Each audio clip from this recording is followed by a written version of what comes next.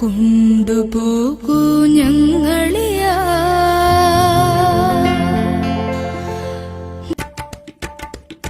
മധുരിക്കും ഓർമ്മകളെ മലർമഞ്ചൽ കൊണ്ടുവരൂ കൊണ്ടുപോകൂ ഞങ്ങളെയാ മാഞ്ചുവട്ടിൽ മാഞ്ചുവട്ടിൽ മധുരിക്കും ഓർമ്മകളെ മലർമഞ്ചൽ കൊണ്ടുവരൂ കൊണ്ടുപോകൂ ഞങ്ങളെയാ മാഞ്ചുവട്ടിൽ മാഞ്ചുവട്ടിൽ.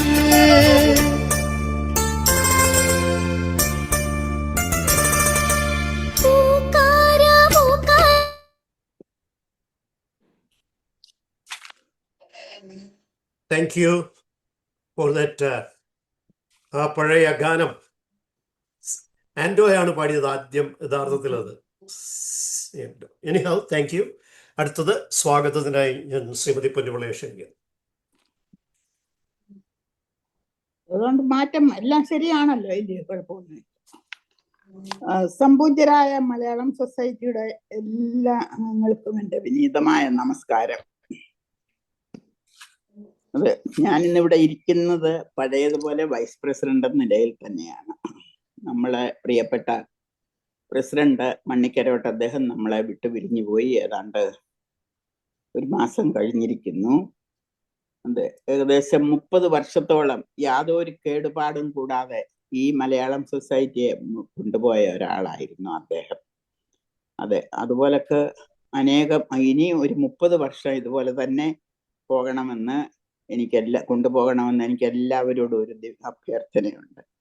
ഞാൻ ഭഗവാൻ ശ്രീരാമചന്ദ്രൻ വനത്തിൽ പോയപ്പോൾ അദ്ദേഹത്തിന്റെ പാദകം വെച്ചുകൊണ്ടാണ് ഭരതൻ രാജ്യം ഭരിച്ചത് എന്ന് പറഞ്ഞതുപോലൊക്കെ അദ്ദേഹം നമ്മുടെ പ്രിയപ്പെട്ട പ്രസിഡന്റിന്റെ ഓർമ്മയിൽ ഞാൻ ഇന്നിവിടെ ഇരിക്കുന്നു. എല്ലാവർക്കും ഒരിക്കൽ കൂടി നന്ദി. ഈ പ്രോഗ്രാം മുൻപോട്ട് കൊണ്ടുപോകാൻ നാം എല്ലാവരും ഒത്തുചേർന്ന് പ്രയത്നിക്കണം. എല്ലാവരെയും ദൈവം അനുഗ്രഹിക്കട്ടെ. എന്നോട് പലരും വിളിച്ചു ചോദിച്ചു, പ്രസിഡന്റ് ആരോ സെക്രട്ടറി ആരോ ചെയ്യുന്നുണ്ടോ? ഞാൻ പറഞ്ഞു, കാലക്രമേണ ഇപ്പോൾ 2 ഇയർലി എല്ലാം നമ്മൾ അറിയിച്ചു കൊണ്ടേയിരിക്കും. അതുവരത്തെ എനിക്ക് ഒരു അഭ്യർത്ഥനയുണ്ട്. പഴയതുപോലൊക്കെ തന്നെ ഓരോ മാസവും അവതരിപ്പിക്കാനുള്ള പ്രോഗ്രാം 1 വർഷത്തേക്കുള്ളത് കുറഞ്ഞത് യാതൊരു കുറവും കൂടാതെ കണ്ട് അവരവർക്ക് അവതരിപ്പിക്കാനുള്ള പ്രോഗ്രാം സെക്രട്ടറി സാറ് ഉമ്മൻ സാറിന് അയച്ചു കൊടുക്കണം. അക്കാര്യത്തിൽ യാതൊരു ഉച്ചനീചത്വവുമില്ല. ഫസ്റ്റ് കംസ് ഫസ്റ്റ് സെർവ് ആയിരിക്കും. ഇനി ഇത്രയേ ഉള്ളൂ, അല്ലാതെ പ്രത്യേകിച്ചൊന്നും പറയാനില്ല. പ്രസിഡന്റ് ആര് സെക്രട്ടറി ആരെന്നൊക്കെ നമ്മൾ കാലോചിതം അറിയിക്കാം. എല്ലാവരോടും ചോദിക്കാതെ, ആരോടും ചോദിക്കാതെ കണ്ട ഒരാള് 1-2 പേരൊന്നും കയറി ഒന്നും ചെയ്യത്തില്ല. പിന്നെ 1-2 അഭിപ്രായങ്ങളൊക്കെ വന്നിട്ടുണ്ട്, അത് പിന്നീട് പറയാം. അത്രേ ഉള്ളൂ. എല്ലാവർക്കും ഒരിക്കൽ കൂടി ഇവിടെ കയറിയതിനും ഈ പ്രോഗ്രാം വിജയമാക്കി കൊണ്ടുപോകുന്നതിനും ഒരിക്കൽ കൂടി നന്ദി, നമസ്കാരം. Thank you. Thank you Shrimati Ponnupilla. നമ്മൾ ഈ ഫ്രെയിമില് ഈ വെർട്ടിക്കലായിട്ട് വെച്ചിരിക്കുന്ന ഫോണൊന്ന് ഹൊറിസോണ്ടലായിട്ട് വെച്ച് കഴിഞ്ഞാൽ AC ജോർജ് യൂട്യൂബിലൊക്കെ ഇടുന്നുണ്ട്, അത് വളരെ ഭംഗിയായിട്ട്. അതുപോലെ തന്നെ ആ ഫ്രെയിമിൽ നമ്മളെ കാണാൻ പറ്റുന്നില്ലെങ്കിൽ മറ്റുള്ളവർ നിങ്ങളുടെ ഒരു ഭാഗം മാത്രമേ കാണുള്ളൂ. ചിലപ്പോൾ താടി മാത്രമേ കാണുള്ളൂ, തല മാത്രമേ കാണുള്ളൂ. സോ മേക്ക് ഷുവർ ആ ഫ്രെയിമിനകത്ത് നമ്മളെ കാണണം. That means people can see. Watch ചെയ്യുന്നവർക്ക് മുഴുവനായിട്ട് കാണാൻ സാധിക്കും. സോ അത്തരം കാര്യങ്ങൾ ഒന്ന് ശ്രദ്ധിക്കുക. കാര്യം അദ്ദേഹം ഇതെല്ലാം യൂട്യൂബിലാക്കി റെക്കോർഡ് ചെയ്ത് ഫേസ്ബുക്കിലും അവിടെ ഇവിടെയൊക്കെ പോസ്റ്റ് ചെയ്യുമ്പോൾ നമുക്കതൊരു വൃത്തിയായിട്ട് ചെയ്യുന്നത് ഒരു പ്രൊഫഷണലായിട്ടും തോന്നും. വളരെയധികം ഓർഗനൈസ്ഡ് ആയിട്ടാണ് അദ്ദേഹം ഇക്കാര്യം ചെയ്യുന്നത്. സോ മേക്ക് ഷുവർ ദാറ്റ് നമ്മൾ അദ്ദേഹത്തോട് സഹകരിക്കുക എന്നുള്ളത്. അടുത്തതായിട്ട് മണ്ണിക്കരോട്ടിനെ കുറിച്ച് TN സാമുവൽ അദ്ദേഹം ഇവിടെ ഇല്ലായിരുന്നു. ആ സമയത്ത് അദ്ദേഹം ഒരു അലാസ്ക ട്രിപ്പിലായിരുന്നു. ആ സമയത്താണ് മണ്ണിക്കരോട്ടിൻ്റെ വേർപാട് സംഭവിച്ചത്. അപ്പോൾ അദ്ദേഹത്തെക്കുറിച്ച് മണ്ണിക്കരോട്ടിനെ കുറിച്ച് 2 വാക്ക് TN സാമുവൽ സംസാരിക്കുക. അതുപോലെ ആർക്കെങ്കിലും എന്തെങ്കിലും ചെറുതായിട്ട് ഓർമ്മകൾ ഉണ്ടെങ്കിൽ ഷെയർ ചെയ്യാനുള്ള ഒരവസരമുണ്ട്. So please do that. ബ്രീഫായിരിക്കണം. കാര്യം നമുക്ക് പ്രോഗ്രാമുണ്ട്. നാടകഗാനങ്ങളെക്കുറിച്ച് അതൊരു വിശാലമായ സബ്ജക്റ്റാണ്. So thank you. T N Samuel.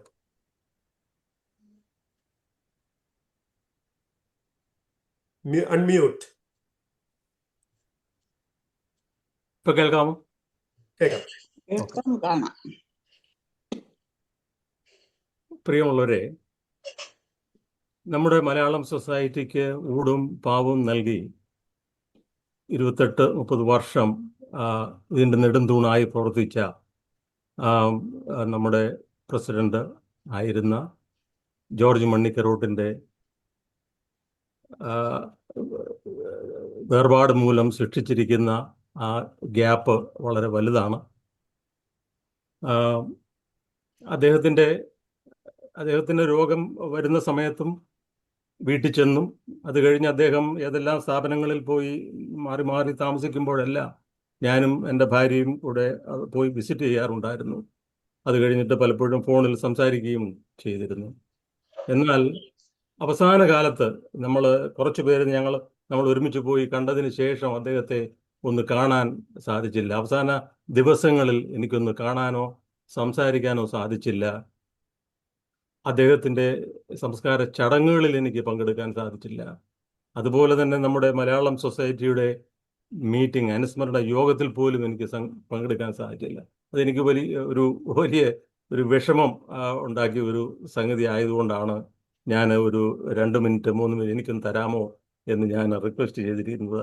അതുകൊണ്ടാണ് ഞാൻ ഈ അവസരത്തിൽ നിങ്ങളോടൊപ്പം ഇപ്പോൾ ആയിരിക്കുന്ന ഈ ഒരു കാരണത്താലാണ് ഞാൻ ആദ്യമേ സംസാരിക്കുന്നത് തന്നെ. എന്നാൽ എൻ്റെ അസാന്നിധ്യത്തെക്കുറിച്ച് മിസ്സസ് പൊന്നുപിള്ളയും അതുപോലെ തന്നെ ജോർജ് പുത്തൻകുരിശും അവരുടെ പ്രസംഗത്തിൽ സൂചിപ്പിക്കുകയുണ്ടായി. ഞാൻ അതിനെ ഒത്തിരി അവരോട് രണ്ടുപേരോടും നന്ദി പറയുന്നു. ഈ കുറച്ച് വർഷങ്ങൾക്ക് മുമ്പ് അദ്ദേഹത്തിൻ്റെ ഒരു മുഖം നോക്കാതെ അഭിപ്രായം പറഞ്ഞ് പലരുടെയും അപ്രീതി സമ്പാദിച്ചിട്ടുണ്ട്, വെറുപ്പ് സമ്പാദിച്ചിട്ടുണ്ട്, എതിർപ്പും സമ്പാദിച്ചിരുന്നു. അതിനെയൊന്നും വകവയ്ക്കാതെ മനസ്സിൽ ശരിയെന്ന് തോന്നുന്നത് പറയാനും എഴുതാനും തൻ്റെ തൂലിക ചലിപ്പിക്കാനും അദ്ദേഹം ധൈര്യം കാണിച്ചു. ആ വന്യ ഗുരുവിൻ്റെ മുമ്പിൽ എൻ്റെ പ്രണാമം. Thank you. Thank U Ponnoli. Thank you for the nice words. അടുത്തതായിട്ട് ഞാൻ നിങ്ങൾക്ക് പരിചയം ഇല്ലായിരിക്കും, ഉഷ ലാനായുമായിട്ട് ബന്ധപ്പെട്ട് ഹ്യൂസ്റ്റണിൽ ഒരിക്കൽ വന്നിരുന്നു. അന്ന് ഇവരെല്ലാവരും മണ്ണിക്കരോട്ടിനെ വിസിറ്റ് ചെയ്യുകയും ചെയ്തതാണ്. ഷീസ് എ പോയറ്റസ്, കവയത്രിയും കൂടിയാണ്. അടുത്തിടയ്ക്ക് ഒരു പുസ്തകം പബ്ലിഷ് ചെയ്തു എന്നാണ്. ഒരിക്കൽ അതിൽ നിന്ന് ഏതെങ്കിലും 1-2 കവിതകൾ അവതരിപ്പിക്കാനായിട്ട് വി ഇൻവൈറ്റ് യു. അതിനുള്ള അവസരം തരാം. അപ്പോൾ ഇതിനകത്ത് അത് അവതരിപ്പിക്കുമെന്ന് പ്രതീക്ഷിക്കുന്നു. Thank you. അടുത്തതായിട്ട് ഞാൻ നമ്മുടെ സജീവ അംഗമായ സുരേന്ദ്രൻ നായർ പബ്ലിഷ് ചെയ്ത നിരീക്ഷകന്റെ റിപ്പബ്ലിക്, എല്ലാവരും നിങ്ങൾ വായിച്ചു കാണും, ന്യൂസ് ഇട്ടിട്ടുണ്ടായിരുന്നു. അദ്ദേഹം നാട്ടിൽ പബ്ലിഷ് ചെയ്താണ് നടത്തുകയാണ് ഞാനിന്ന്. വിശ്വവിഖ്യാത ഡ്രമാറ്റിസ്റ്റും കവിയുമായ വില്യം ഷേക്സ്പിയർ മാത്രമല്ല പറഞ്ഞത്, the world is a stage and we are all actors or actress എന്ന്. മലയാളി ഉൾപ്പെടെ മറ്റനേകം സാംസ്കാരിക സാഹിത്യ പ്രവർത്തകരും ഇപ്രകാരം അഭിപ്രായപ്പെടുത്തിയിട്ടുണ്ട്. ലോകജീവിതം ഒരു നാടകമാണ്. അതിലെല്ലാം ആടിപ്പാടി അഭിനയിക്കുന്ന അഭിനേതാക്കളാണ് നമ്മളെല്ലാം. ഒന്ന് ഓർത്തു നോക്കിയാൽ അതെല്ലാം എത്രയോ ശരിയാണ്. ഒത്തിരി പഴമയിലേക്ക് നമ്മൾ ഇന്ന് പോകുന്നില്ല. 1947 ഇന്ത്യക്ക് സ്വാതന്ത്ര്യം കിട്ടിയതിന് ശേഷം അരങ്ങിലെത്തിയ ചില പഴയകാല നാടകങ്ങളെയും നമ്മുടെ ചുണ്ടുകളിൽ, നമ്മുടെ നാവുകളിൽ ഇപ്പോഴും തത്തിക്കളിക്കുന്ന അവയുടെ ഗാനങ്ങളിലെ 1-2 ഈരടികളിലേക്ക് അല്ലെങ്കിൽ അതിൻ്റെ വരികളിലൂടെ മാത്രം നമ്മൾക്കെല്ലാവർക്കും ഒരുമിച്ച് യാത്ര ചെയ്യാം. ഞാനൊരു ഗായകനല്ലെന്ന് എല്ലാവർക്കും അറിയാമല്ലോ. ഞാൻ ഗാനം ചൊല്ലുകയാണ്, പറയുകയാണ് കേട്ടോ, ക്ഷമിക്കണം. നമ്മുടെയൊക്കെ ജീവിതം ഒരു നാടകം പോലെയാണെന്ന് സൂചിപ്പിച്ചല്ലോ. ഓരോരുത്തരും അവരവർക്ക് ലഭ്യമായ കഥാപാത്രങ്ങളെ, റോളുകളെ അഭിനയിക്കുന്നു, കടന്നു പോകുന്നു. ഒരു ബൈബിൾ കഥയിലേക്ക് ആദ്യമായിട്ട് നമുക്ക് പോകാം. സാന്ദർഭികമായി ഈ ബൈബിൾ കഥ ഞാനൊന്ന് തെരഞ്ഞെടുത്തു എന്ന് മാത്രം. ആദിയിൽ ദൈവം ഒരു പിടി മണ്ണെടുത്ത് ഒരു മനുഷ്യനെ സൃഷ്ടിച്ചു. ആ മനുഷ്യനെ ആദം എന്ന പേരിട്ടു. അതിനുശേഷം ആദത്തിന്റെ വാരിയല്ലെടുത്ത് ഹൗവ എന്ന സ്ത്രീയെ സൃഷ്ടിച്ചു.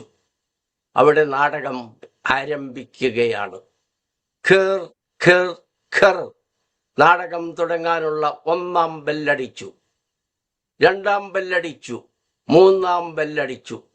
നാടക കർട്ടൻ ഉയരുകയായി. നാടകത്തിന്റെ സൃഷ്ടി, സംവിധാനം ഒക്കെ ദൈവം തന്നെ. രണ്ടുപേർക്കും, അതായത് ആദത്തിനും ഹവ്വായ്ക്കും അഭിനയിക്കാനുള്ള റോളുകൾ ഡയറക്ടർ അല്ലെങ്കിൽ സംവിധായകൻ ദൈവം പറഞ്ഞു കൊടുത്തു. അതിമനോഹരമായ സെറ്റിങ്സ്, പൂന്തോട്ടം, ഫലവൃക്ഷങ്ങൾ, കൂലംകുത്തി ഒഴുകുന്ന അരുവികൾ, കാനന ഛായകൾ. ദൈവം പറഞ്ഞു, നിങ്ങൾക്ക് എല്ലാം ആസ്വദിക്കാം, ഫലവൃക്ഷങ്ങളിൽ നിന്ന് എല്ലാ പഴങ്ങളും പറിച്ചു ഭക്ഷിക്കാം. പക്ഷേ ആ കാനന ഛായയിലുള്ള ആ ഒരു ഫലവൃക്ഷത്തിൽ നിന്നുള്ള ഒരു ഫലം മാത്രം പറിച്ചുകൂടാ, ഭക്ഷിച്ചുകൂടാ.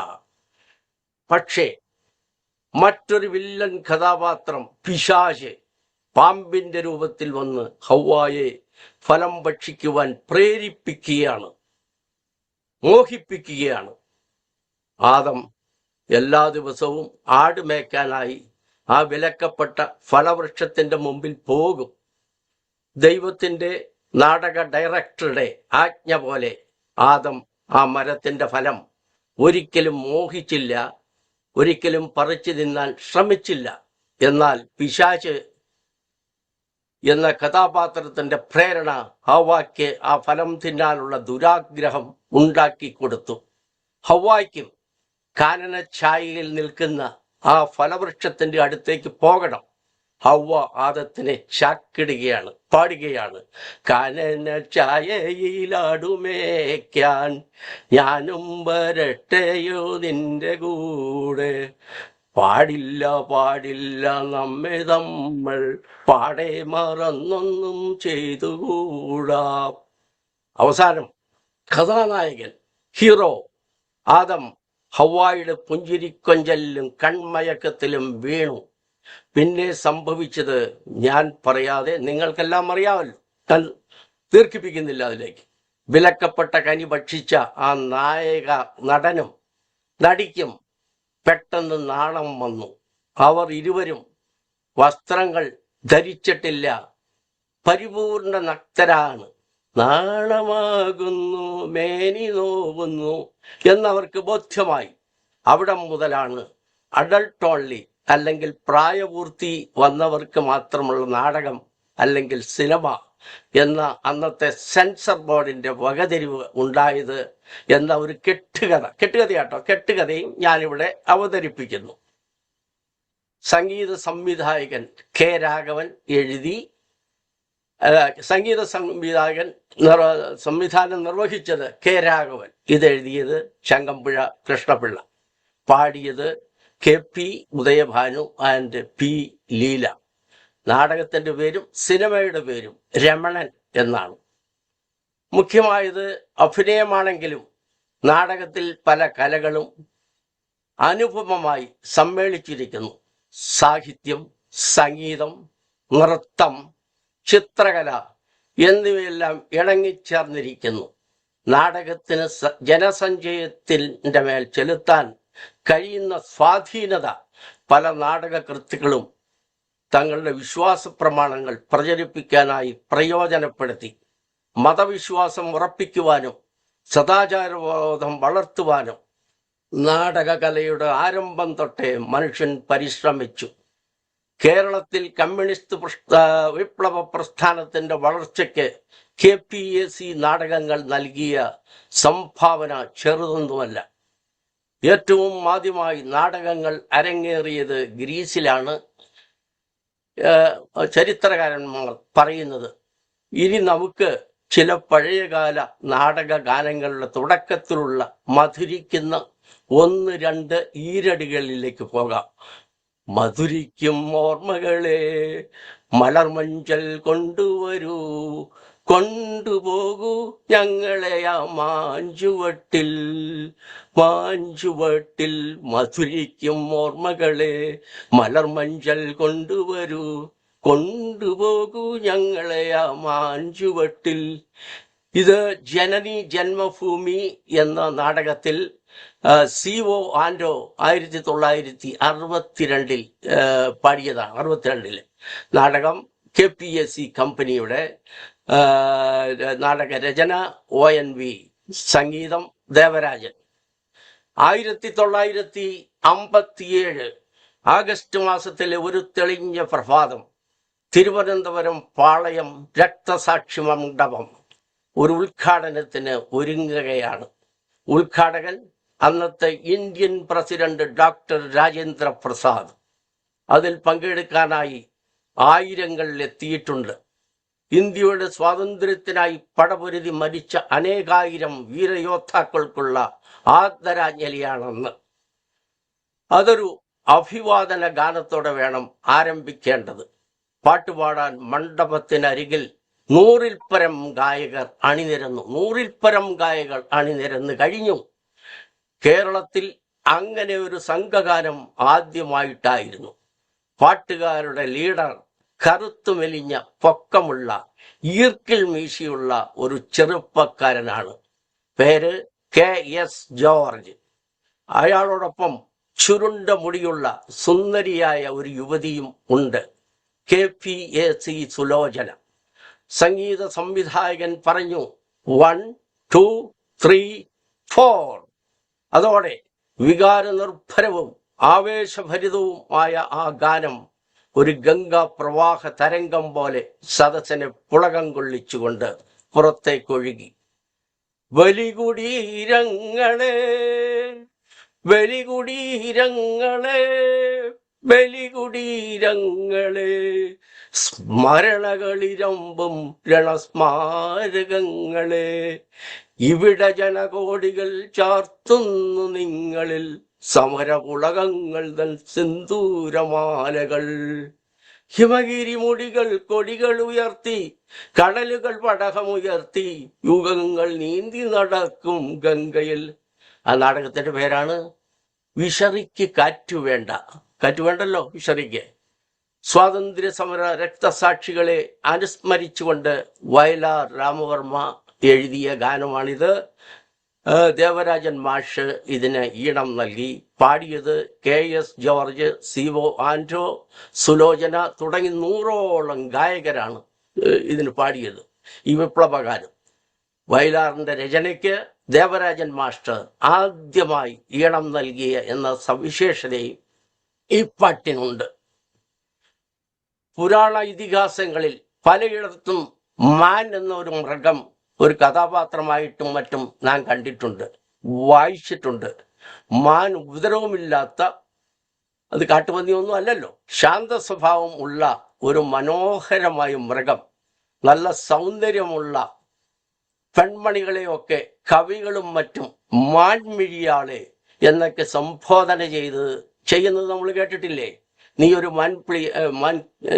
നമ്മൾക്ക് ഭാര്യമാരോട് അല്ലെങ്കിൽ നമ്മുടെ പ്രേമഭാജനങ്ങളോട് പ്രേമം തോന്നുമ്പോൾ നീ ഒരു മാൻമിഴിയാണ് എന്നെല്ലാം പറയാറില്ലേ? ഓക്കെ, അത് അവിടെ നിൽക്കട്ടെ. ശകുന്തള എന്ന ഒരു സിനിമയും അൾത്താര എന്ന ഒരു നാടകവും ഞാൻ കണ്ടിട്ടുണ്ട്. ഈ പറഞ്ഞ സിനിമയിലും നാടകത്തിലും ഈ പറയുന്ന പാട്ടുണ്ട്. ഞാൻ ഓർക്കുകയാണ്, ഇന്ത്യൻ റെയിൽവേ സർവീസ് കമ്മീഷന്റെ ഒരു ജോലിക്കായുള്ള ഒരു പരീക്ഷ എഴുതാൻ ഞാൻ അന്ന് കൊല്ലത്തെത്തി. ഞാൻ ആദ്യമായിട്ട് ട്രെയിൻ കയറുന്നതും അന്നാണ്. എറണാകുളം സൗത്തിൽ നിന്ന് ഞാൻ ഒരു ടിക്കറ്റ് എടുത്ത് ട്രെയിനിൽ കയറി, അതും റെയിൽവേ ജോലിക്കുള്ള ഒരു പരീക്ഷ എഴുതാൻ. ഞാനന്ന് പിറ്റേന്നാണ് പരീക്ഷ. അപ്പോൾ ഒരു ഹോട്ടലിൽ ഞാൻ കൊല്ലത്ത് ചെന്ന മുറിയെടുത്തു. ഹോട്ടലിൻ്റെ തൊട്ടടുത്തുള്ള തിയേറ്ററിൽ അന്ന് ശകുന്തള എന്ന സിനിമ തകർത്ത് കളിക്കുന്നു. ശകുന്തള. ഹോട്ടലിൽ കുത്തിയിരുന്ന് പിറ്റേന്ന് നടക്കാനിരിക്കുന്ന പരീക്ഷയ്ക്ക് പഠിക്കുന്നതിന് പകരം ഞാൻ ചെയ്തത് എന്താണെന്ന് അറിയാമോ? ഞാൻ ആ ശകുന്തള സിനിമ അന്ന് രാത്രി കാണാനാണ് പോയത്. ഞാൻ ഒട്ടും പഠിക്കാനോ ബുക്ക് തുറക്കാനോ ഒന്നും പോയില്ല. ശകുന്തള സിനിമ കാണാനാണ് ഞാനന്ന് പോയത്. സിനിമയിൽ ദുഷ്യന്തനായിട്ട് പ്രേം നസീറും ശകുന്തള ആയിട്ട് KR വിജയും അഭിനയിക്കുന്നു. പാട്ടിനു മുമ്പ് ഞാനൊന്ന് പറയട്ടെ, പിറ്റേന്ന് ഭാഗ്യവശാൽ ഞാൻ എഴുതിയ റെയിൽവേ സർവീസ് കമ്മീഷൻ പരീക്ഷയിൽ ഞാൻ വിജയിച്ചു. അതിൽ എനിക്ക് പിന്നീട് ഇന്ത്യൻ റെയിൽവേയിൽ ജോലിയും കിട്ടി. അമേരിക്കയിൽ വരുന്നതിന് മുൻപ് ഒരു 10 വർഷക്കാലം തമിഴ്നാട്ടിലും കർണാടകയിലുമായി ഇന്ത്യൻ റെയിൽവേയിൽ ഞാൻ ഈ ജോലി ചെയ്തു. റെയിൽവേയിൽ നിന്ന് ലീവ് എടുത്താണ് ഞാൻ അമേരിക്കയിൽ 1975 ന്യൂയോർക്കിൽ വന്നിറങ്ങുന്നത്. ഇതാ ആ സൂചിപ്പിച്ച ശകുന്തളയിലെ ഗാനം. മാനേ പുള്ളിമാനേ നീ മാലിനി തീരത്ത് തേടുവതാരേ, മാനേ പുള്ളിമാനേ എങ്ങു പോയോമനെ. ഓക്കെ, അത് പാടിയത് യേശുദാസ്, വയലാർ രാമറമ്മയാണ് രചിച്ചത്. ദേവരാജൻ കൂട്ടുകെട്ടിൽ പിറന്ന പ്രശസ്തമായ അൾത്താര നാടകത്തിലെ ഗാനത്തിൻ്റെ വരികളാണ് ഞാൻ ആദ്യം പറഞ്ഞത്. അടുത്തത് വർണ്ണപുഷ്പങ്ങളാൽ അലങ്കൃതമായ അതിമനോഹരമായ ഒരു പന്തൽ. ആ പന്തലിൻ്റെ പേര് തന്നെ ചക്കരപ്പന്തൽ എന്നാണ്.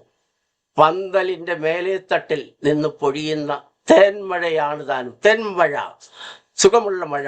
അവിടെ ആ സ്വർണ്ണ സിംഹാസനത്തിൽ ആസനസ്ഥനായിരിക്കുന്നത് അതീവ സുന്ദരനായ ഒരു രാജകുമാരനാണ്. അദ്ദേഹത്തിൻ്റെ രാജകുമാരിയായിട്ട് വരാനുള്ള മോഹം എല്ലാവർക്കും ഉണ്ടാകുമല്ലോ. ആ രാജകുമാരൻ്റെ അടുത്തിരിക്കാൻ, ആ രാജകുമാരൻ്റെ ഭാര്യയായിട്ട് എല്ലാവർക്കും മോഹം ഉണ്ടാകുമല്ലോ, പെൺകൊടിമാർക്ക്. അല്ലെങ്കിൽ ആ സൗഭാഗ്യം സ്വപ്നം കണ്ടുകൊണ്ട് കഥയിലെ ആ നായിക പാടുകയാണ്. ചക്കരപ്പന്തലിൽ തേന്മഴ ചൊരിയും ചക്രവർത്തി കുമാര, നിന്മനോരാജ്യത്തെ രാജകുമാരിയായി വന്നു നിൽക്കാനൊരു മോഹം. അത് കതിര് കാണാക്കിളി എന്ന ഒരു നാടകത്തിൽ നിന്നാണ് ഞാൻ ഇത് മൂളിയത്. ഇതിൻ്റെ മ്യൂസിക് ജി ദേവരാജൻ, ലിറിസ്റ്റ് വയലാർ രാമവർമ്മ, പാടിയത് AP കോമള. ഓക്കെ, ആകാശത്തിലെ പറവകളെ നമ്മൾ കാണുമ്പോൾ നമുക്ക് പലപ്പോഴും അസൂയ തോന്നാറുണ്ട്. അവർക്ക് നാളെയെപ്പറ്റി ചിന്തിച്ച് മനസ്സ് പുണ്ണാക്കേണ്ടതില്ല, അവർക്ക് വിതയ്ക്കേണ്ടതില്ല, കൊയ്യേണ്ടതില്ല. എങ്കിലും ചില കിളികൾ സ്വന്തമായി വീടുകൾ വെക്കാറുണ്ട്. പക്ഷേ ആ മരക്കൊമ്പിലോ പൂമരക്കൊമ്പിലോ മറ്റോ ആയിരിക്കും എന്ന് മാത്രം. പറന്നു പറന്നു ചെല്ലാൻ പറ്റാത്ത കാടുകളിൽ കൂടന്നു കൂട്ടി ഞാനൊരു പൂമരക്കൊമ്പിൽ, ആ പൂമരക്കൊമ്പിൽ. നാടകത്തിൻ്റെ പേര് സ്വർഗം നാണിക്കുന്നു. എഴുതിയത് വയലാർ രാമവർമ്മ, സംവിധാനം LPR വർമ്മ, അത് പാടിയതും LPR വർമ്മ തന്നെ. ഇന്നത്തെ മാതിരി നമുക്കറിയാം, ഇന്ന് നമുക്ക് വെള്ളം എല്ലാം സുഖമായിട്ട് ഇന്ത്യയിലും കിട്ടും, ഇവിടെയൊക്കെ കിട്ടും. പക്ഷേ ഇന്നത്തെ മാതിരി വാട്ടർ പൈപ്പും വാട്ടർ അതോറിറ്റിയും ഒന്നുമില്ലാതിരുന്ന കാലത്ത് സുന്ദരിമാരായ പെൺകൊടിമാർ മൺകുടം തലയിൽ ചുവന്നോ അല്ലെങ്കിൽ ഒരു കൈ കൊണ്ട് എളിയിൽ താങ്ങിയോ നദിയിൽ നിന്നും കുളത്തിൽ നിന്നും മറ്റും വെള്ളമെടുത്ത് കൊണ്ടുവരുന്നത് പല പുരുഷ പുങ്കവന്മാരും കേസരിമാരും മറ്റും നോക്കി നിന്നിട്ടുണ്ട്. അവരുടെ കണ്ണിന് അത് കർപ്പൂരം ആകുന്ന ഒരു കാഴ്ചയായിരുന്നു. ഗായകൻ KS ജോർജ് അദ്ദേഹം പാടുകയാണ്, വെണ്ണില ചോലയിലെ വെണ്ണക്കൽ പടവുങ്കൽ ഒരു പെണ്ണു വന്നു, മൺകുടമേന്തി ഒരു പെണ്ണു വന്നു. അവർക്ക് മൺകുടമേന്തി ഒരു പെണ്ണു വന്നു. അത് വെണ്ണില ചോലയിലെ വെണ്ണക്കൽ പടവുങ്കൽ ഒരു പെണ്ണ് വന്നു, മൺകുടമേന്തി ഒരു പെണ്ണ് വന്നു. പാടിയത് KS ജോർജ്. നാടകം ഡോക്ടർ. നാടകത്തിന്റെ പേര്. ഗാനരചന ONV കുറുപ്പ്. ഈണം നൽകിയത് G ദേവരാജൻ. ആലാപനം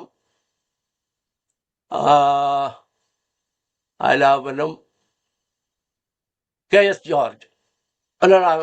KS George. Yes, I am sorry. Okay. അമ്പിളിയമ്മാവ താമര കുമ്പിളിൽ എന്താണ് എന്നത് മുടിയനായ പുത്രൻ എന്ന നാടകത്തിലെ പ്രശസ്തമായ ഒരു വരിയാണ്. ONV കുറുപ്പ് എഴുതി, G ദേവരാജൻ സംഗീതം നൽകി, KPAC സുലോചന പാടിയ ഈ ഗാനത്തിന്റെ വരികൾ വളരെ മനോഹരങ്ങളാണ്. നാടകത്തിൽ ഒരു കഥാപാത്രം പാവപ്പെട്ട വീട്ടിലെ ഒരു പെൺകുട്ടിയാണ് കഥാപാത്രം. പെൺകുട്ടി, പാവങ്ങൾ.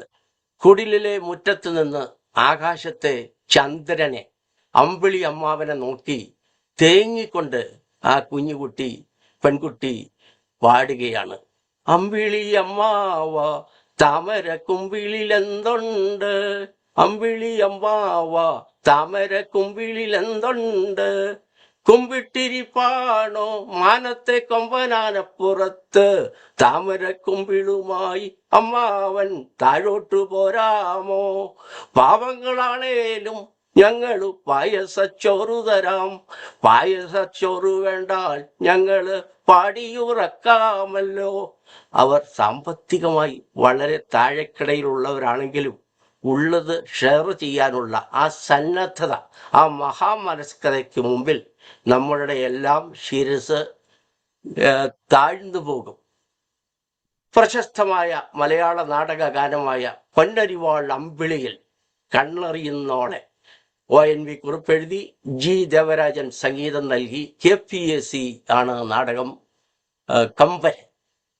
പൊന്നരിവാളമ്പലിയില് കണ്ണെറിയുന്നോളെ, ആമരത്തിൻ പൂന്തണലിൽ വാടി നിൽക്കുന്നോളെ, വാടി നിൽക്കുന്നോളെ. ആ നാടകത്തിന്റെ പേര് നിങ്ങൾ എന്നെ കമ്മ്യൂണിസ്റ്റാക്കി. പാടിയത് KS ജോർജ്, KPAC സുലോചന. പകലന്തിയോളം പാടത്ത് പണിയെടുക്കുന്ന, രക്തം വിയർപ്പാക്കി മാറ്റുന്ന, വെറും തുച്ഛമായ കൂലി മാത്രം കൈപ്പറ്റുന്ന തൊഴിലാളികൾ, പ്രത്യേകിച്ച് സ്ത്രീ തൊഴിലാളികൾ, അവരുടെ അവസ്ഥയും ആവേശവും ഹൃദയത്തുടിപ്പുകളും കേരളത്തിലെ കഷ്ടപ്പെടുന്നവർക്കും അടിച്ചമർത്തപ്പെടുന്നവർക്കും ഒരു പുതിയ ആകാശവും പുതിയ ഭൂമിയും നൽകി എന്ന് തന്നെ പറയാം. 1956 പുറത്തിറങ്ങിയ മുടിയനായ പുത്രൻ എന്ന സിനിമയിലെ ചെപ്പ് കിലിക്കണ ചങ്ങാതി എന്ന ഗാനത്തിന്റെ വരികൾ താഴെ പറയുന്നു. അതിന്റെ music G Devarajan, lyricist ONV Kurup, singer പാടിയത് KPAC സുലോചന. മുടിയനായ പുത്രൻ. ചെപ്പു കിലുക്കണ ചങ്ങാതി ചെപ്പു തുറന്നു കാട്ടൂലേ, മിന്നുന്നത് എന്താണയ്യ നല്ല കുന്നിക്കുരു പൊന്മണിമാല, ചെപ്പു കിലുക്കണ ചങ്ങാതി. അങ്ങനെ പോകുന്നു. പല കുടുംബത്തിലും കുടുംബത്തെ തന്നെ നശിപ്പിക്കുന്ന മുടിയന്മാരായ പുത്രന്മാർ ഉണ്ട്. പുത്രിമാരും കണ്ടേക്കാം എന്നുള്ളത് ഒരു വസ്തുതയാണ്. പക്ഷേ മേൽപ്പറഞ്ഞ ആ ഗാനം വളരെയധികം വശ്യസുന്ദരമാണ്. ഇതിലെ വരികൾ നമ്മുടെയൊക്കെ ഹൃദയത്തെ തൊട്ടുണർത്തുന്നവയാണ്. വീണ്ടും ഇതാ ഈ മുടിയനായ പുത്രൻ നമ്മളെ വിടുന്നില്ല. നമ്മുടെ മനസ്സിലും ഹൃദയത്തിലും തേന്മഴയും പൂമഴയും വർഷിച്ചുകൊണ്ട് ഒരു മാസ്മരിക കുളിർകാറ്റ് തെന്നലായി നമ്മളെ തൊട്ടു തലോടുന്നു ആ ഗാനം. ഇല്ലിമുളം കാടുകളിൽ ലല്ലലലം പാടി വരും തെന്നലേ. അല്ലിമലർക്കാവുകളിൽ വള്ളികളിലൂയാലാടും തന്നലേ തന്നലേ ഇല്ലിമുളം കാടുകളിൽ ലല്ലലലം പാടിവരും തന്നലേ. മുടിയനായ പുത്രൻ KS George, G Devarajan, ONV കൂട്ടുകെട്ടിൽ ആണ് ഈ നാടകം വളരെ വാത്സല്യത്തോടെ സ്നേഹത്തോടെ തഴുകി തലോടുന്ന മധുരിക്കുന്ന ഓർമ്മകൾ ഇവിടെ ഇന്ന് എനിക്ക് അവതരിപ്പിക്കാൻ അവസരം തന്ന മലയാളം സൊസൈറ്റി ഓഫ് അമേരിക്കയോടും അതിൻ്റെ ഭാരവാഹികളോടും പ്രവർത്തകരോടും എന്നെ ഇത്രയും സമയം വളരെയധികം ക്ഷമയോടെ കണ്ടും കേട്ടും ശ്രവിച്ചു വരുന്ന ബഹുമാന്യ സദസ്സിന്, ഈ വീഡിയോ ദർശിക്കുന്ന സദസ്സിനും എല്ലാവർക്കും എൻ്റെ വിനീതമായ നമസ്കാരം. നന്ദി. Thank you. Thank U S A George sir. ഒരു ചിന്താ നൗകയിലേറ്റി പഴയകാല നാടകങ്ങളിലേക്കും അതിലെ സംഗീതത്തിലേക്കും നമ്മളെ ഒരു നൊസ്റ്റാൾജിയ വളർത്തി എത്തിക്കുകയും അതിലൂടെ നമുക്ക് ഒരു പ്രത്യേക ചിന്താധാരണയെ തുറന്നു നൽകുകയാണ് അദ്ദേഹം ചെയ്തിരിക്കുന്നത്. കേരളത്തിലെ സാമൂഹ്യ, രാഷ്ട്രീയ, ബൗദ്ധിക നവോത്ഥാന രംഗത്ത് ഈ നാടകങ്ങൾ ചെലുത്തിയ, ഈ സംഗീത നാടകങ്ങൾ ചെലുത്തിയ ശക്തി എത്രമാത്രമുണ്ടെന്ന് അദ്ദേഹം സൂചന പോലെ പറഞ്ഞുപോയി. വളരെ മനോഹരമായി അത് അദ്ദേഹം ചെയ്തിരിക്കുന്നു. ഇതിലെ കാവ്യഭംഗി പരിശോധിക്കാനുള്ള ഒരു അവസരമാക്കി ഇത് തന്നിരിക്കുകയാണ്. തീർച്ചയായിട്ടും നാം അത് പരിശോധിക്കണം. ഞാൻ thank you S George sir. ഞാൻ ഓരോരുത്തരെയായി വിളിക്കുകയാണ്. പ്രത്യേക ഓർഡർ ഒന്നുമില്ല. അപ്പോൾ ആദ്യമായിട്ട് Philip Kallada sir. Philip sir.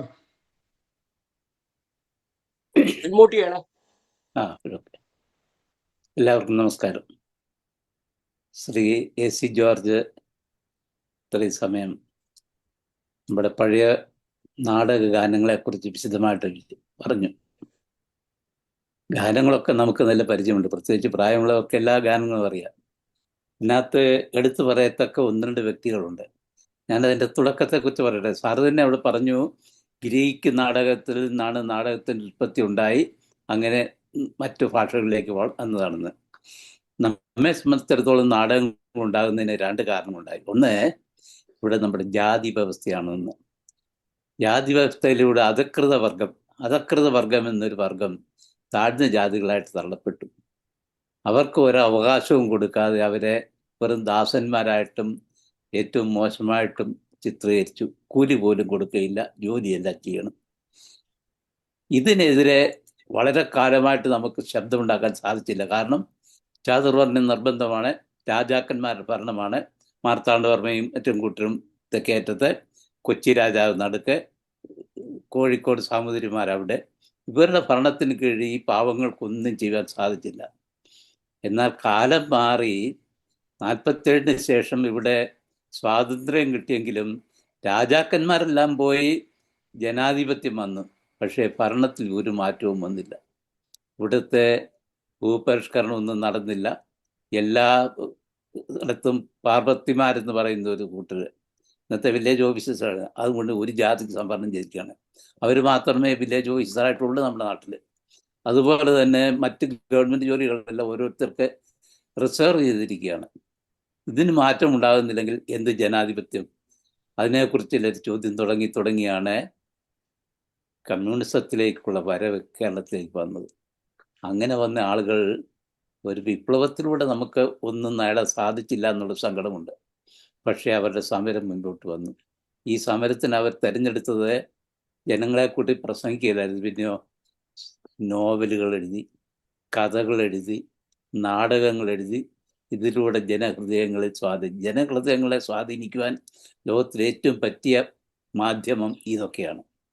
അല്ലാതെ നമ്മൾ ഓരോ വീട്ടിലും ചെന്ന് നിങ്ങളെല്ലാവരും കമ്മ്യൂണിസ്റ്റ് ആകണമെന്ന് പറഞ്ഞാലോ പാവപ്പെട്ടവരുടെ കൂടെ നിൽക്കണമെന്ന് പറഞ്ഞാലോ ആരും കേൾക്കയില്ല, അതിനെതിരായിട്ട് പ്രവർത്തിക്കും. എന്നാൽ ഇത്തരത്തിലുള്ള നാടകങ്ങളിലൂടെയും സിനിമകളിലൂടെയും നോവലുകളിലൂടെയും കഥകളിലൂടെയും കഥാപ്രസംഗത്തിലൂടെയും ജനങ്ങളെ വശീകരിക്കുവാനും അവരെ താൻ വിശ്വസിക്കുന്ന വിഭാഗത്തിലേക്ക് കൊണ്ടുവരുവാനും ഒരുപാട് പേർക്ക് കഴിഞ്ഞു. ആ ഒരു നിലയിലാണ് നമ്മുടെ നാടകങ്ങളുടെ നില. നാടകങ്ങളൊന്നും ആദ്യകാലത്ത് വിജയിച്ചില്ല. നാടകങ്ങളുടെ ചെറുപ്പകാലത്ത് ഒരു അനുഭവം എനിക്കുള്ളത് ഞാൻ പറയാം. നമ്മുടെ നാട്ടിൽ, പ്രത്യേകിച്ച് ട്രാവൻകൂർ സ്ഥലങ്ങളിലൊക്കെ ഉള്ളവർക്ക് അറിയാം, നമ്മുടെ നാട്ടിൽ ഒരു കൊട്ടക പെട്ടെന്നുണ്ടാക്കി ഒരു 10-100 പേർക്ക് ഇരിക്കാവുന്ന ഒരു ചുറ്റും തുണികൊണ്ട് പൊതിഞ്ഞ് അവിടെ നാടകം കളിക്കും. തമിഴ്നാട്ടുകാരെ കളിപ്പിക്കുന്നത്. അവർ സ്ഥലം വാടകയ്ക്ക് എടുത്തിട്ട് ഇത് ചെയ്ത് ഒരു കൊയ്ത്ത് കഴിഞ്ഞ സമയത്തും വേനൽക്കാലത്തുമായിട്ട് നാടകം കാണാൻ നമ്മൾ പോകും. നമുക്ക് മറ്റു സൗകര്യങ്ങളൊന്നുമില്ല, സിനിമയില്ല, ഒന്നുമില്ല. ജനങ്ങൾക്ക് ആകപ്പാടെ ആസ്വദിക്കാവുന്ന തമിഴ് നാടകം. ഞാൻ എൻ്റെ ചെറിയ കാലത്ത് എൻ്റെ അമ്മ കൊണ്ടുപോയി നല്ല തങ്ക എന്ന് പറയുന്ന നാടകം കണ്ട രംഗം ഇപ്പോഴും ഞാൻ ഓർക്കുന്നു. അതൊരു നാടകമായിരുന്നു എന്നല്ലാതെ അതിനെക്കുറിച്ച് വിശദമായിട്ടൊന്നും എനിക്കറിയില്ലായിരുന്നു. തുടങ്ങി തമിഴ്നാട്ടുകാരെ ഓടിച്ച് അവർ പണം മുഴുവൻ നമ്മുടെ കൊണ്ടുപോവുകയാണ്. ഈ പണം കൊണ്ടുപോകുന്നതിൽ നിന്ന് അവരെ മാറ്റി നിർത്താനായിട്ട് ഇവിടെയുള്ളവരെ ഓരോ ചെറിയ ചെറിയ ചക്കു ശങ്കരൻ നാടകങ്ങൾ എഴുതാൻ തുടങ്ങി. ഈ ചക്കി ശങ്കരൻ നാടകം പോലെയുള്ള തമാശ നാടകങ്ങളൊക്കെ നല്ല ഡിമാൻഡായിരുന്നു. ആ സമയത്താണ് ഇവിടെ കമ്മ്യൂണിസ്റ്റ് പ്രസ്ഥാനത്തിലൂടെ നല്ല നല്ല നാടകങ്ങൾ അഭിനയിച്ചാൽ ജനങ്ങളെ നമ്മുടെ പാർട്ടിയിലാക്കാമെന്ന് അവർ വിശ്വസിക്കുകയും അതിനുവേണ്ടി പ്രവർത്തിക്കുകയും ചെയ്ത് ഒരുപാട് പേര് നമുക്കുണ്ടായി. അത് തുടക്കം കുറിച്ച് വടക്കേ മലബാറിലാണ്. വടക്കേ മലബാറിൽ നിന്നാണ് അത് ക്രമേണ വന്ന് തെക്കോട്ട് വന്നത്. ഈ സമയത്തുണ്ടായ നാടകങ്ങളാണ് 47-ന് ശേഷം ഉള്ള നാടകങ്ങളാണ് അതിൽ ഏറ്റവും പ്രസിദ്ധമായിട്ടുള്ളത്. സാർ അതിനെ വിശദമായിട്ട് മിക്ക നാടകങ്ങളെക്കുറിച്ചും കൂടെ പറഞ്ഞു. അത് കൂടാതെ നാടകങ്ങൾക്ക് ഗാനങ്ങൾ വേണമെന്ന് നിർബന്ധം ആദ്യകാലത്തൊന്നും ഇല്ലായിരുന്നു. തമാശകൾ വേണമെന്നുള്ളതായിരുന്നു അക്കാലത്തെ പ്രധാന നിബന്ധന. എന്നാൽ അത് പോരാ, നാടകങ്ങൾക്ക് ഗാനങ്ങൾ വേണം. അങ്ങനെ നല്ല ഗാനങ്ങൾ എഴുതാൻ കഴിവുള്ളവരാരുണ്ടെന്ന് നോക്കി ഗാനങ്ങൾ എഴുതാൻ തുടങ്ങിയപ്പോൾ ജനങ്ങൾക്ക് താല്പര്യമായി. ജനങ്ങൾ ആ രീതിയിൽ ഒരുപാട് ഗാനങ്ങൾ ആസ്വദിക്കുവാനും കൂടുതൽ പേര് അത് കാണുവാൻ ടിക്കറ്റ് എടുത്ത് വരുവാനും തുടങ്ങി. ആ നിലയിൽ നമ്മുടെ നാടകത്തെ ധന്യമാക്കിയ പ്രസിദ്ധനായ ആളിൻ്റെ പേര് സാർ പറഞ്ഞു, KS ജോർജ്. KS ജോർജിനെ ജീവനോടെ കാണുവാൻ എനിക്ക് ഭാഗ്യം ലഭിച്ചിട്ടുണ്ട്. ഞങ്ങളുടെ നാട്ടിൽ ഒരിക്കലും അദ്ദേഹം ഗാനമേളയ്ക്ക് വന്നു. ഗാനമേളയും കൊണ്ട് നടക്കുകയായിരുന്നു. എന്നാൽ അദ്ദേഹത്തിൻ്റെ ജീവിതത്തെ സംബന്ധിച്ച് വളരെ സങ്കടകരമായ ഒരു അനുഭവമുണ്ട്. പുന്നല്ലൂർ എന്ന് പറയുന്ന ഒരു അന്ന് ഗ്രാമമാണ്, ഇന്ന് പട്ടണമാണ്. അദ്ദേഹം ജനിച്ചു. ജീവിക്കാൻ ഒരു നിവൃത്തിയുമില്ല, വെറും ഭക്ഷണം കഴിക്കാൻ നിവൃത്തിയില്ലാത്ത അവസരത്തിൽ അദ്ദേഹത്തിന് നല്ല ശബ്ദമൊക്കെ ഉണ്ടായിരുന്നു. അദ്ദേഹം ഇങ്ങനെ പലയിടത്തും പല ജോലികൾ ചെയ്ത് വിറക് വെട്ടിയും വെള്ളം കോരിയും ഹോട്ടൽ ജോലി ചെയ്യും ജീവിക്കുന്നതിനിടയ്ക്കാണ് അദ്ദേഹത്തിൻ്റെ ശബ്ദം മനസ്സിലാക്കിയ ആളുകളെ അദ്ദേഹത്തെ പാട്ടുപാടുവാൻ ക്ഷണിച്ചുകൊണ്ടുവരുന്നത്. പാട്ട് പാടുന്നത് തോപ്പിൽ ഫാസിയെ പോലുള്ള ആളുകൾ മനസ്സിലായി ഇദ്ദേഹം നല്ല പാട്ടുകാരൻ. ഒന്നും പഠിച്ചിട്ടൊന്നുമില്ല. അങ്ങനെ ഇടയ്ക്കിടയ്ക്ക് പാട്ട് പാടും. അപ്പം പാട്ട് പാടുന്ന കൂടെ ചോദിച്ചു, നിനക്ക് ഇതിൽ അഭിനയിക്കാമെന്ന് ചോദിച്ചു, ചില വേഷങ്ങളൊക്കെ. അങ്ങനെ നാടകങ്ങളുടെ അഭിനയം തുടങ്ങി. നിങ്ങളെന്നെ കമ്മ്യൂണിസ്റ്റാക്കി എന്ന നാടകത്തിൽ അത് പാടുകയും അഭിനയിക്കുകയും ചെയ്തു. അങ്ങനെ പല രംഗങ്ങളിൽ സുലോചനയായിരുന്നു അദ്ദേഹത്തിൻ്റെ കൂടെ പാടിയ ഏറ്റവും പ്രസിദ്ധയായ ഗായിക. ഈ അനുഭവത്തിൽ അദ്ദേഹം പാടിയ പാട്ടുകളാണ് മലയാളത്തിലെ ഏറ്റവും പ്രസിദ്ധമായിട്ട് നിൽക്കുന്നത്. അത് ONV പോലെയുള്ള സമർത്ഥരായ ആളുകൾ അത് എഴുതുകയും വയലാറിനെ പോലുള്ളവർ എഴുതിയത്, ദേവരാജിനെ പോലുള്ളവരെ ട്യൂൺ ചെയ്ത് അത് നമുക്ക് മലയാളത്തിൽ സാർ പറഞ്ഞ മുഴുവൻ കവിതകളും നമുക്ക് മനസ്സിലായിട്ടുണ്ട്. കവിതകളായിട്ടായിരുന്നു അന്ന് അതൊക്കെയും അവരെഴുതിയത്. അദ്ദേഹത്തെ സംബന്ധിച്ചിടത്തോളം അദ്ദേഹം ഇടയ്ക്ക് കുറച്ചു കാലം കയർ ഫാക്ടറിയിൽ ജോലി ചെയ്തു. കയർ ഫാക്ടറിയിൽ ജോലി ചെയ്ത് കഴിഞ്ഞ് പുന്നല്ലൂരിലുള്ള പേപ്പർ മില്ലിൽ വിറക് വെട്ടുകാരനായിട്ട് നിന്നു. പുന്നല്ലൂർ വെച്ചാണ് പാർട്ടിയുടെ യോഗം തെക്കോട്ട് വന്ന് പുന്നല്ലൂർ വന്ന സമയത്താണ് അദ്ദേഹം അതിൽ പോവുകയും അദ്ദേഹത്തെ ശ്രദ്ധേയനായി മനസ്സിലാക്കി തോപ്പിൽ ഫാസ് വിളിക്കുകയും ചെയ്തത്. തുടർന്ന് എൻ്റെ മകനാണ് ശരി എന്ന നാടകത്തിൻ്റെ ഒരു ഗായകനായിട്ട് അദ്ദേഹം മാറി. 52-ൽ നിങ്ങളെന്നെ കമ്മ്യൂണിസ്റ്റാക്കി എന്ന നാടകം എഴുതുമ്പോൾ അതിൽ പാടുവാൻ മാത്രമല്ല അഭിനയിക്കുവാനും അദ്ദേഹത്തിന് സാധിച്ചു. തുടർന്ന് KPSCയുടെ നാടകങ്ങളിലെല്ലാം അദ്ദേഹം പാടുകയും അഭിനയിക്കുകയും ചെയ്തു. കാലം മാറി മുൻപോട്ട് വന്നപ്പോൾ അദ്ദേഹത്തിന് പകരക്കാരനില്ലാതായപ്പോൾ യേശുദാസിനെ പോലെയുള്ള പ്രസിദ്ധ സിനിമയിൽ വന്നു. നാടകത്തിൻ്റെ പ്രാധാന്യം കുറഞ്ഞു വന്നു. KPSCയുടെ നാടകങ്ങൾ ഇന്നുമുണ്ട്. കഴിഞ്ഞ വർഷം അവർ നാടകം ഇറക്കി. പക്ഷേ പണ്ടത്തതുപോലെ എല്ലാ ജനങ്ങളും കാണുന്ന വിധത്തിൽ അതിനൊരു ആസ്വാദ്യതയോ ജനസമ്പർക്കമോ ഇന്നില്ലാതെ പോയതിന് കാരണം നാടകത്തിൻ്റെ കുഴപ്പം കൊണ്ടല്ല, സിനിമയുടെ ആധിക്യമാണ്. സിനിമയും മറ്റ് കലാരംഗങ്ങളും നമ്മുടെ നാട്ടിൽ കൂടുകയും ആ രീതിയിൽ അതിനുള്ള സാധ്യതകൾ കുറഞ്ഞു പോവുകയും ചെയ്തു എന്നുള്ളത് വളരെ സങ്കടകരമായ ഒരു അനുഭവമാണ്. മറ്റൊന്ന്, നമ്മൾ ഈ നാടകങ്ങളെ സ്നേഹിക്കുകയും അതിൻ്റെ പാട്ടുകളൊക്കെ മനസ്സിലാക്കുകയും ആ രീതിയിൽ ജീവിതത്തെ മുൻപോട്ട് കൊണ്ടുപോവുകയും ചെയ്യണമെന്നുള്ളത് 16-ാം നൂറ്റാണ്ട് മുതൽ നമുക്കറിയാം. നമ്മുടെ സംസ്കൃത നാടകങ്ങളെക്കുറിച്ച് നമുക്കറിയാം, ഷേക്സ്പിയറിൻ്റെ നാടകങ്ങളെക്കുറിച്ചറിയാം. ആ നിലയിൽ മലയാള നാടകങ്ങൾക്കൊരു മുന്നേറ്റം ഉണ്ടായോ എന്ന് നോക്കിയാൽ വലിയ മുന്നേറ്റം ഉണ്ടായിട്ടില്ല. അതിന് കാരണം നമ്മൾ തന്നെയാണ്. നമ്മൾ പലപ്പോഴും മറ്റ് സാഹിത്യശാഖകൾക്കും മറ്റ് പ്രസ്ഥാനങ്ങൾക്കുമൊക്കെ കൂടുതൽ പ്രാധാന്യം കൊടുത്തപ്പോൾ നാടകത്തിനുള്ള താല്പര്യം ഇന്നുള്ളവർക്ക് കുറഞ്ഞു പോയി. പ്രത്യേകിച്ച് ഇന്നത്തെ ഇൻ്റർനെറ്റും മറ്റു കാര്യങ്ങളൊക്കെ അതിനുള്ള സാധ്യത കുറച്ച് കാണുകയാണ് ചെയ്തത്. ആ നിലയിൽ മങ്ങിപ്പോയ ഒരു സംസ്കാരത്തെ വീണ്ടും മുൻപോട്ട് കൊണ്ടുവരുവാനും ഈ നാടക ഗാനങ്ങൾ മാത്രമല്ല നാടകങ്ങളും മനുഷ്യജീവിതത്തിലുള്ള രചനാത്മകതയെ മനസ്സിലാക്കുവാനും നമുക്ക് സാധിക്കട്ടെ എന്ന് ഞാൻ പ്രാർത്ഥിക്കുന്നു.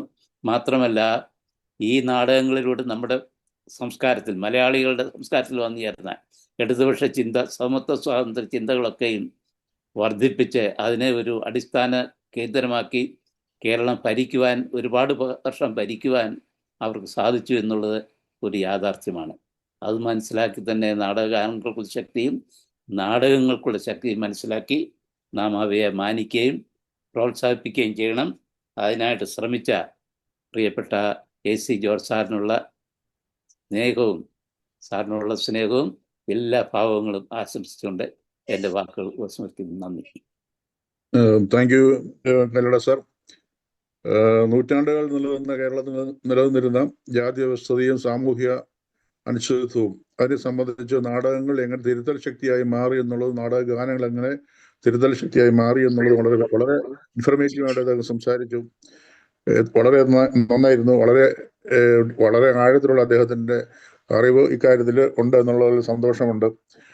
Thank you Kallada sir. അടുത്തതായി ഞാൻ ഉഷ ഫ്രം ഡാലസ്. നമസ്കാരം. ഇങ്ങനെ ഒരു അവസരം തന്നതിന് ഒത്തിരി നന്ദി. പല പ്രാവശ്യവും കയറണമെന്ന് ചിന്തിച്ചിട്ടുണ്ട്, പക്ഷെ സാധിച്ചിട്ടില്ല. എന്നാൽ ഇന്ന് അങ്ങനെ ഒരു അവസരം ഉണ്ടായല്ലോ. പ്രത്യേകിച്ച് മണ്ണുക്കര സാറിനെ പറ്റി ഒരു വാക്ക് പറയുകയാണെങ്കിൽ, അദ്ദേഹത്തെ ഒത്തിരി ഡീറ്റെയിൽ ആയിട്ട് അല്ലെങ്കിൽ ഒത്തിരി ലോങ് ടൈമായിട്ടൊന്നും അറിയാൻ കഴിഞ്ഞിട്ടില്ല. ഞാൻ ഈ സാഹിത്യ രംഗത്ത് ഒരു ചെറിയ തുടക്കക്കാരിയാണ്. എങ്കിലും അദ്ദേഹത്തിൻ്റെ മരണവാർത്ത അറിഞ്ഞത് ഞങ്ങൾ നാട്ടിലായിരുന്ന സമയത്താണ്. പക്ഷേ ഹൂസ്റ്റലിൽ വന്ന സമയത്ത് അദ്ദേഹത്തെ ഒന്ന് പോയി കാണുവാൻ ഉള്ളൊരു ഭാഗ്യമുണ്ടായി. അത്രയും മഹാനായ അദ്ദേഹത്തെ ഒന്ന് കണ്ടതിൽ വളരെ സന്തോഷം. ഏതായാലും അദ്ദേഹത്തിൻ്റെ ആത്മാവിന് നിത്യശാന്തി നേരുന്നു. അദ്ദേഹത്തെ പോലുള്ള ഒരു മഹാപ്രതിഭ നമുക്ക് തന്നേച്ച് പോയിരിക്കുന്ന ആ അനുഗ്രഹങ്ങൾ, ആ അറിവുകൾ, അല്ലെ അതൊരു വിത്തായി കരുതിക്കൊണ്ട് ഇനിയും ആ പാത പിന്തുടർന്ന് എല്ലാവർക്കും ഒന്നിച്ച് കൈകോർത്ത് മുന്നോട്ട് പോകണം. അതാണ് അദ്ദേഹത്തിന് വേണ്ടി നമുക്ക് എല്ലാവർക്കും ചെയ്യാൻ കഴിയുന്ന ഒരു കാര്യം. എൻ്റെ പുസ്തക പ്രകാശനം ആദ്യമായിട്ടാണ് ഒരു പുസ്തകം പ്രകാശനം ചെയ്യാനുള്ളൊരു ഭാഗ്യം ഉണ്ടായത്. തെറ്റുകളും കുറ്റങ്ങളും ഒക്കെ ഒത്തിരി ഉണ്ടായിട്ടുണ്ട്.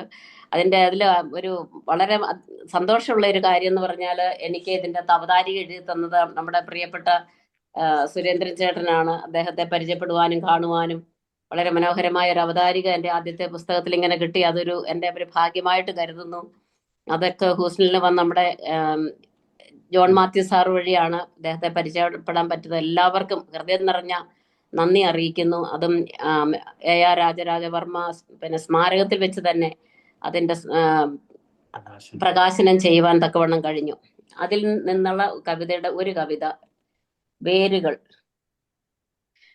എന്ന് പറയുമ്പം മരത്തെ നമ്മൾ നോക്കുമ്പോൾ വേരിനെ നോക്കാറില്ല. മരത്തിന്റെ വേര് പോലെയാണ് ജീവിതത്തിലെ ഓരോ കാര്യങ്ങളും. മക്കൾക്ക് മാതാപിതാക്കളാണ് ഒരു വേര് എന്ന് പറഞ്ഞതുപോലെ, ഒരു വേരുകൾ എന്ന് പറഞ്ഞാൽ അതില്ലെങ്കിൽ നമുക്കൊന്നുമില്ല. അടിസ്ഥാനം ആണ് എൻ്റെ ബേസിക്. മണ്ണിൻ്റെ അടിയിലായി മൺകൂനയായി ഞാൻ എന്നും വസിക്കുന്നു, ആരും അറിയാതെ, കണ്ണൊന്നു ചിമ്മാതെ കൈകൾ കുഴയാതെ കാക്കുന്നു ഞാനാ മരത്തെ മകനായി. ഭൂമിയും നീയുമായി തന്നിടും മന്നയോ എന്നുടെ പൈതാഹം തീർക്കില്ലൊരിക്കലും. എല്ലാം കൊടുത്തു വളർത്തി വലുതാക്കി അമ്മയായി അച്ഛനായി കാക്കുന്നു ഞാനെന്നും. തായ് തടി കായ്കനി പൂക്കളും കായ്കളും എല്ലാരും എത്രയോ മോദമായി നോക്കിടും. എത്ര മഹത്വരം എത്ര ഗുണമേന്മ എന്നുള്ള വാക്കുകൾ കേൾക്കും ദിനം തോറും.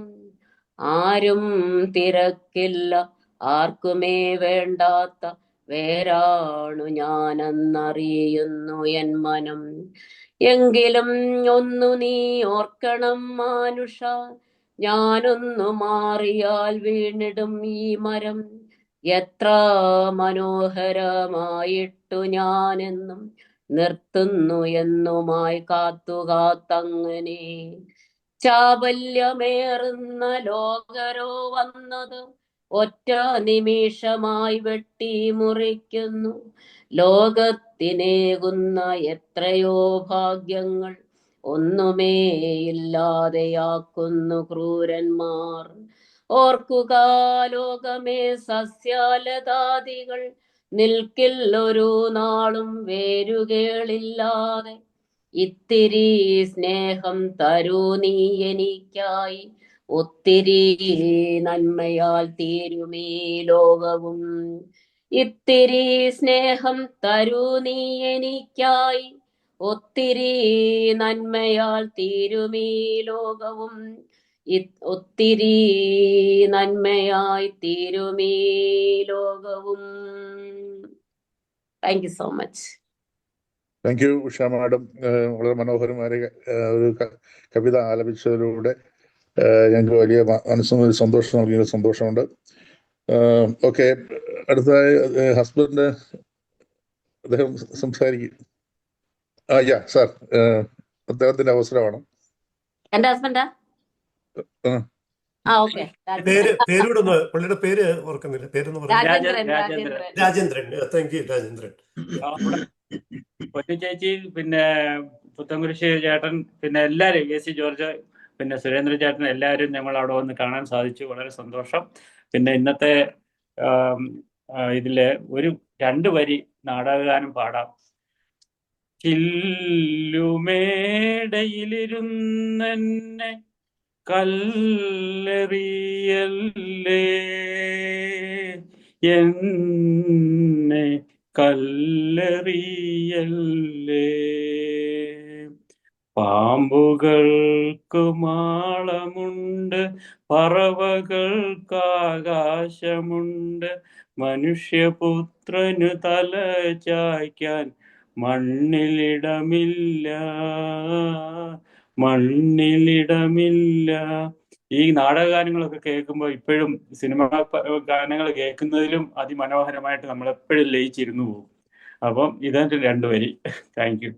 Okay, thank you Rajendran sir. വളരെ ഹൃദ്യമായ, വളരെ ഇമ്പമായി പഴയ നാടകഗാനങ്ങൾ ആലപിച്ചതിലുള്ള സന്തോഷം അറിയിക്കട്ടെ. ഭംഗിയായിരിക്കുന്നു. Okay, thank U.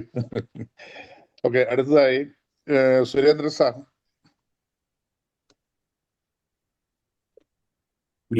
അൺമ്യൂട്ട്. എല്ലാവർക്കും നമസ്കാരം. Shri A C George sir വളരെ നാടകീയമായിട്ട് അദ്ദേഹം ഒരു പ്രബന്ധ രൂപേണ അവതരിപ്പിച്ച ഒരു ലിഖിതമായ ആഖ്യാനത്തെക്കുറിച്ചാണ് നമ്മൾ ചർച്ച ചെയ്യുന്നത്. എനിക്ക് തോന്നുന്നു അദ്ദേഹം വിവിധ വിഷയങ്ങളിലൂടെ അതിലൂടെ കടന്നുപോയി. നൊസ്റ്റാൾജിയ അല്ലെങ്കിൽ ഗ്രഹാതുരത്വമാണ് അതിൻ്റെ അടിസ്ഥാന പ്രേരകം എന്ന് ഞാൻ മനസ്സിലാക്കുന്നു.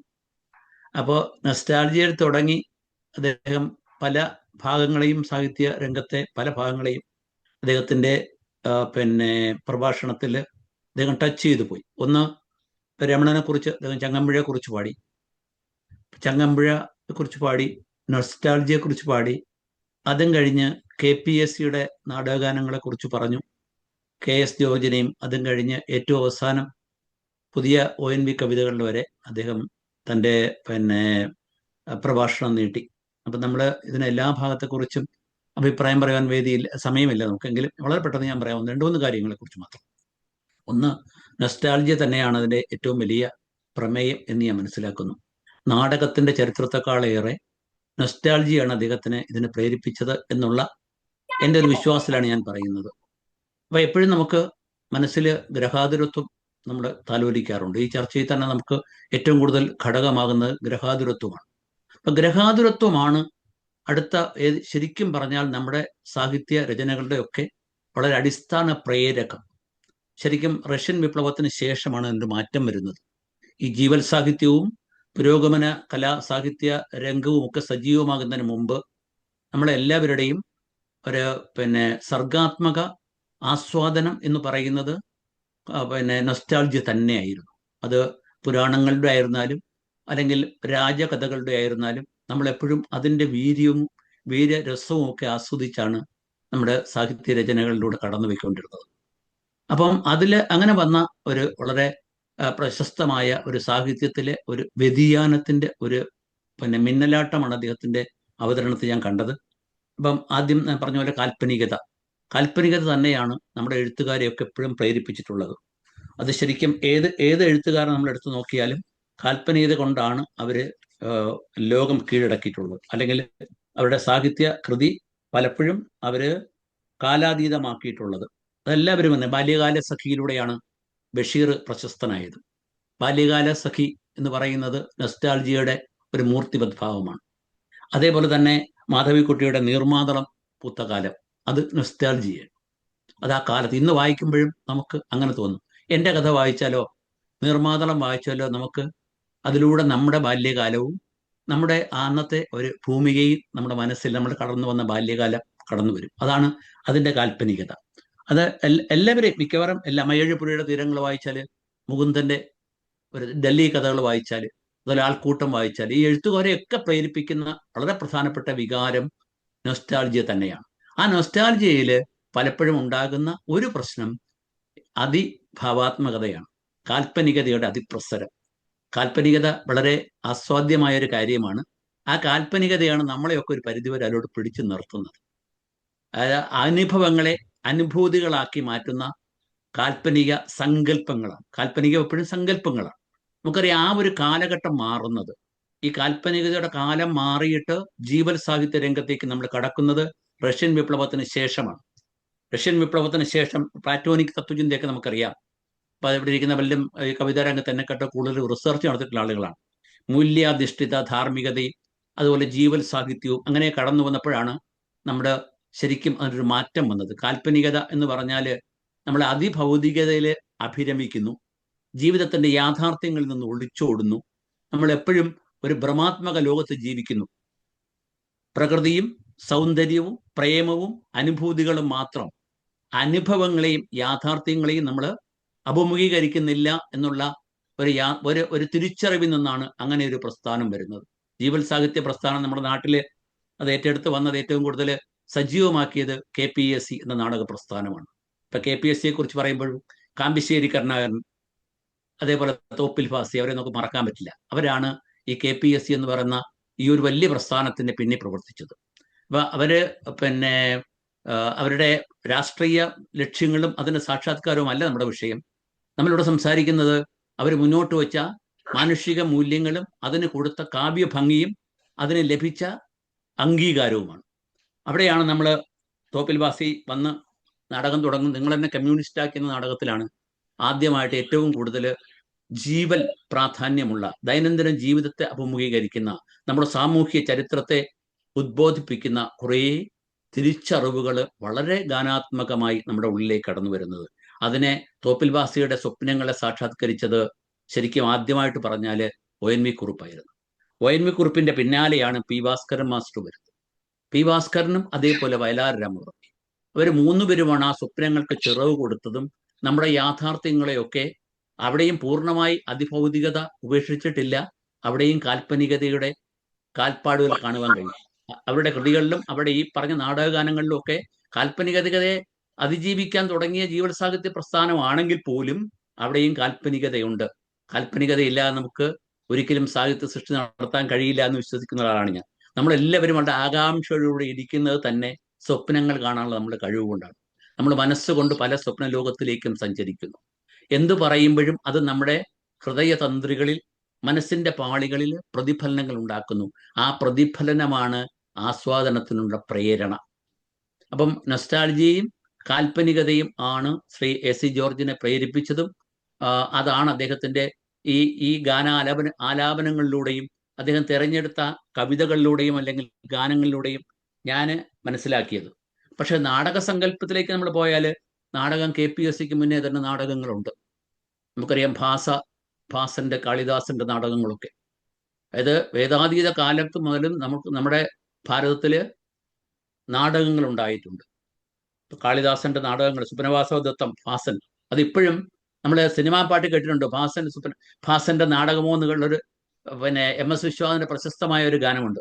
അപ്പൊ ഭാസന്റെ നാടകം, സുപ്നവാസവ ദത്തം, അതുപോലെ തന്നെ ഭവഭൂതിയുടെ ഉത്തരരാമചരിതം എന്ന് പറയുന്ന നാടകം, കാളിദാസന്റെ അഭിജ്ഞാന സാവുന്ത്രം, വിക്രമ ഉർവശീയം, അതൊക്കെ വളരെ പ്രശസ്തമായതാണ്. പക്ഷെ നമുക്കത് എത്താത്തത് ഭാഷാപരമായ അതിർവരമ്പുകൾ വളരെ കൂടുതലുണ്ടായിരുന്നു. സംസ്കൃതം എന്ന് പറയുന്ന വരേണ്യ ഭാഷ മലയാളത്തിലെത്താനും മലയാളി അറിയാനും ഒക്കെ നമുക്ക് വളരെയധികം പ്രതിബന്ധങ്ങളുണ്ടായിരുന്നു. അപ്പം നാടകം വന്നത് KPSCയിലൂടെയല്ല, നാടകം അതിന് മുന്നേ തന്നെ വന്നിട്ടുണ്ട്. അതുപോലെ തന്നെ മലയാളത്തിലും ഭഗ്നമനയം പോലുള്ള നാടകങ്ങൾ ഉണ്ടായിട്ടുണ്ട്. വലിയ കോയിത്തമ്പുരാന്റെ നാടകം ഉണ്ടായിട്ടുണ്ട്.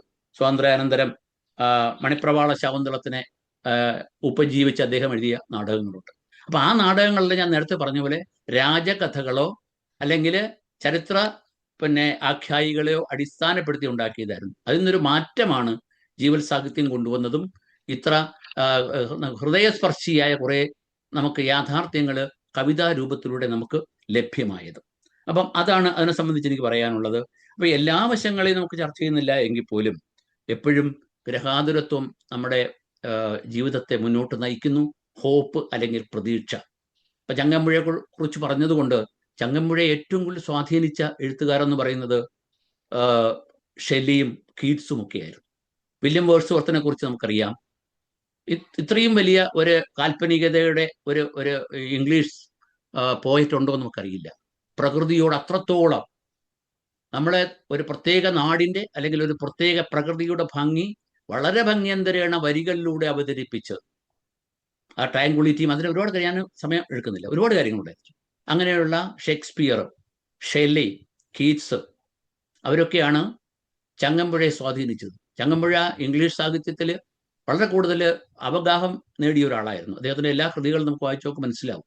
ഇപ്പൊ കാൽപ്പനികതൊക്കെ നമ്മൾ പറയുമ്പോഴും കീറ്റ്സും ഷെല്ലിയുടെ പ്രധാനപ്പെട്ട ഓട്ട് സ്കൈലാർക്കൊക്കെ അദ്ദേഹത്തെ ഭയങ്കര കൂടുതൽ സ്വാധീനിച്ച കൃതികളാണ്. അതിൽ നിന്ന് ഉൾക്കൊണ്ട ഒരു ഊർജം കൊണ്ടാണ് മലയാളികളുടെ ഇടയിൽ ഇങ്ങനെയുള്ള ഹൃദയങ്ങളെ, അതായത് ഹൃദയ തരളിതമായ വരികൾ എഴുതുവാനും അങ്ങനെയുള്ള വരികൾ, അതാണ് ജോർജ് സാറിന്റെ ഒരു ചിന്ത എനിക്ക് തോന്നുന്നു. എന്തു വന്നാലും എനിക്ക് ആസ്വദിക്കണം മുന്തിരിച്ചാറ് പോലുള്ളൊരു ജീവിതം. അതാണ് ചങ്ങമ്പുഴയുടെ സന്ദേശം. എനിക്കൊന്ന് ആ ഒരു സന്ദേശം ഉൾക്കൊണ്ട് തന്നെയാണ് ജോർജ് സാർ മുന്നോട്ട് പോകുന്നത് എനിക്ക് തോന്നുന്നത്. എനിക്ക് അദ്ദേഹത്തെ ആ കാര്യത്തിൽ വലിയ ഇഷ്ടമാണ്. കാരണം യാഥാർത്ഥ്യങ്ങൾ ഉൾക്കൊള്ളുവാനും ജീവിതത്തിന്റെ സൗന്ദര്യ ബോധം ജീവിതത്തിന്റെ അവസാനം വരെ സൂക്ഷിക്കുവാനും ആ സൗന്ദര്യാത്മകതയിലൂടെ ജീവിതം മുന്നോട്ട് കൊണ്ടുപോകാനും ഇതുപോലുള്ള വരികളും ഇതുപോലുള്ള ചർച്ചകളും ഇതുപോലുള്ള വേദികളും കൂടുതൽ കൂടുതൽ അർത്ഥപൂർണമാകട്ടെ എന്ന് മാത്രം ആശംസിച്ചുകൊണ്ട് നിർത്തുന്നു. നന്ദി. Thank you Surendran sir. വളരെ വിശദമായ ആഴത്തിൽ ഒരു കാര്യമാണ് സംസാരിച്ചത്. കാൽപ്പനികതയിലൂടെയും പൗരാണികതയിലൂടെയും ചരിത്രത്തിലൂടെയും അതുപോലെ ഒരു പഴയകാല ചിന്ത, അങ്ങനെയുള്ള ചിന്താസരണിയിലൂടെയൊക്കെ സഞ്ചരിച്ചാൽ സാഹിത്യത്തിലേക്കുള്ള ഒരു വഴിയാണ് എന്നുള്ളത് അദ്ദേഹം സമർത്ഥിച്ചു. അങ്ങനെയാണ് പല കഥകളും രൂപപ്പെട്ടതെന്നും അദ്ദേഹം സമർത്ഥിച്ചു. അതോടൊപ്പം റഷ്യ വിപ്ലവത്തിന് ശേഷമുള്ള അനുഭവങ്ങളെയും യാഥാർത്ഥ്യങ്ങളെയും ആശ്രയിച്ചുകൊണ്ടുള്ള ജീവൽ സാഹിത്യത്തെ അദ്ദേഹം വളരെ നന്നായി അവതരിപ്പിച്ചു.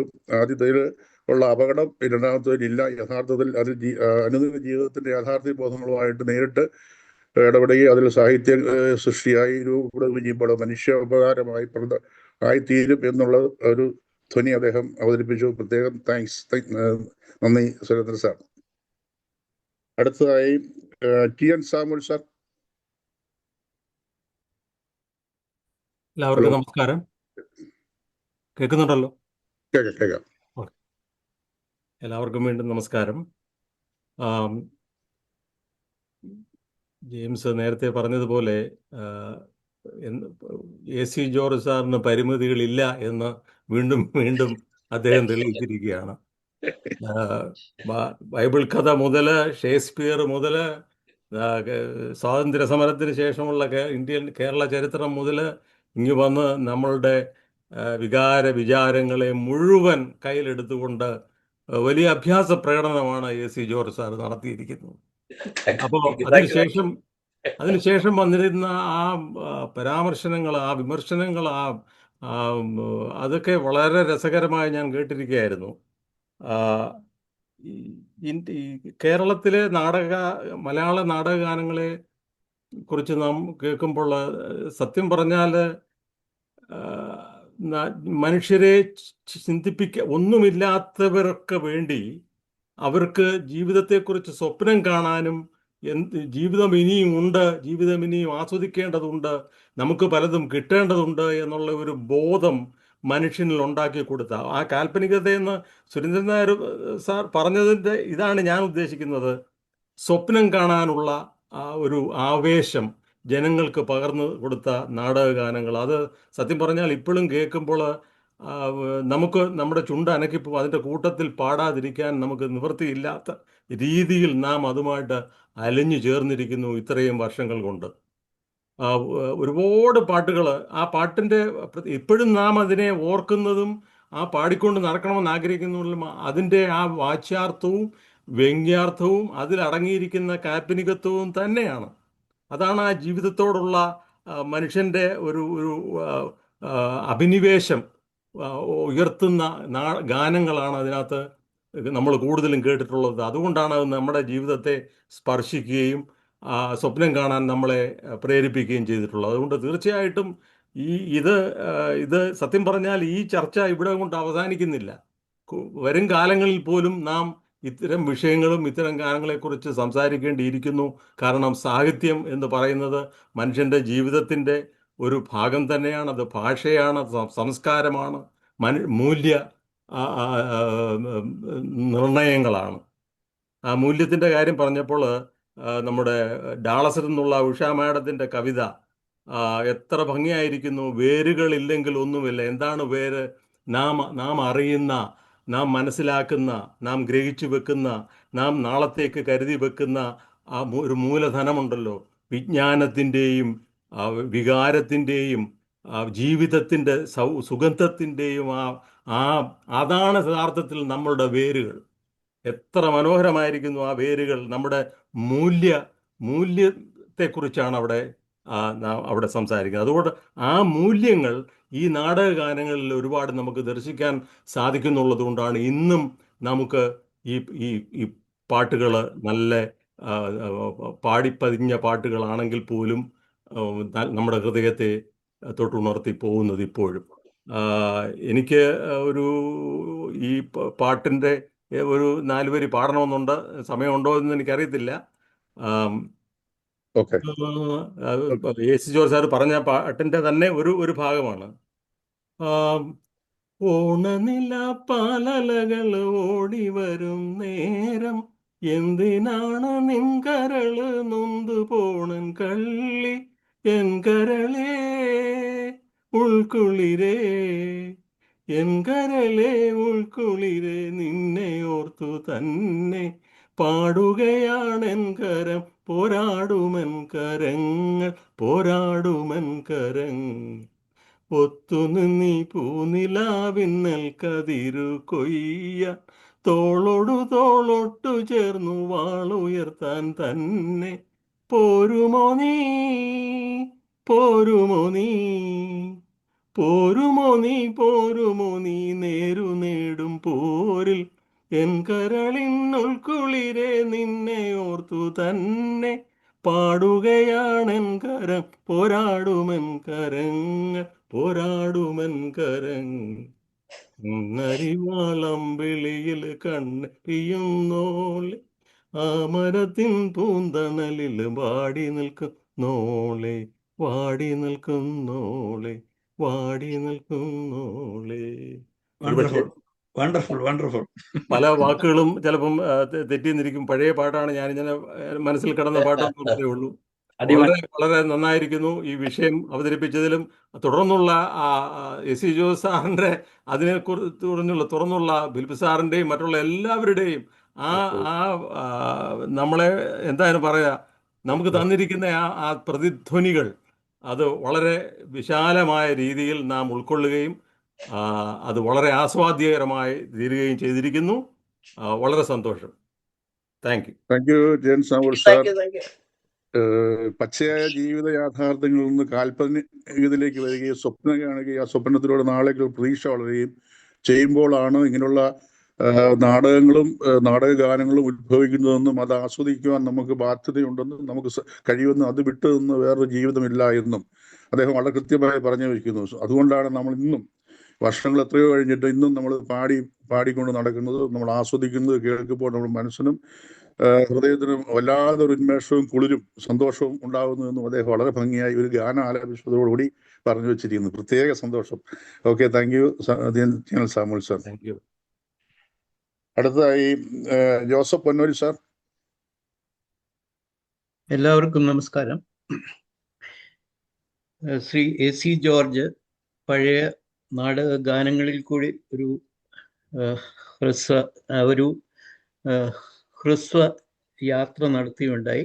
ഹൃദ്യമായ രീതിയിൽ അവയെപ്പറ്റിയുള്ള ഒരു ചർച്ച ഇവിടെ ഫിലിപ്പ് സാറും സുരേന്ദ്രൻ നായരും TL സാമുവലും മറ്റും വളരെ വിശദമായിട്ട് അവയെപ്പറ്റി പ്രതിപാദിക്കുകയുണ്ടായി. എനിക്ക് 1-2 പോയിന്റ്സ് മാത്രമേ പറയാനുള്ളൂ. 1947 മുതൽ 75 വരെ മലയാളം നാടകത്തിൻ്റെ ഒരു സുവർണ കാലഘട്ടമായിരുന്നു. അന്നത്തെ നാടകങ്ങൾ പഴയ നാടകങ്ങൾ രാജാക്കന്മാരുടെയും പുരാണ കഥകളാണ് പറഞ്ഞത്. പക്ഷേ ഈ കാലഘട്ടത്തിൽ നാടകങ്ങൾ പറഞ്ഞ കഥകൾ കർഷകൻ്റെതും തൊഴിലാളിയുടെയും അധ്യാപകൻ്റെയും സാധാരണ മനുഷ്യൻ്റെയും കഥയായിരുന്നു. അവയിൽ ഗാനങ്ങൾ അത്ര പ്രാധാന്യമില്ലായിരുന്നു.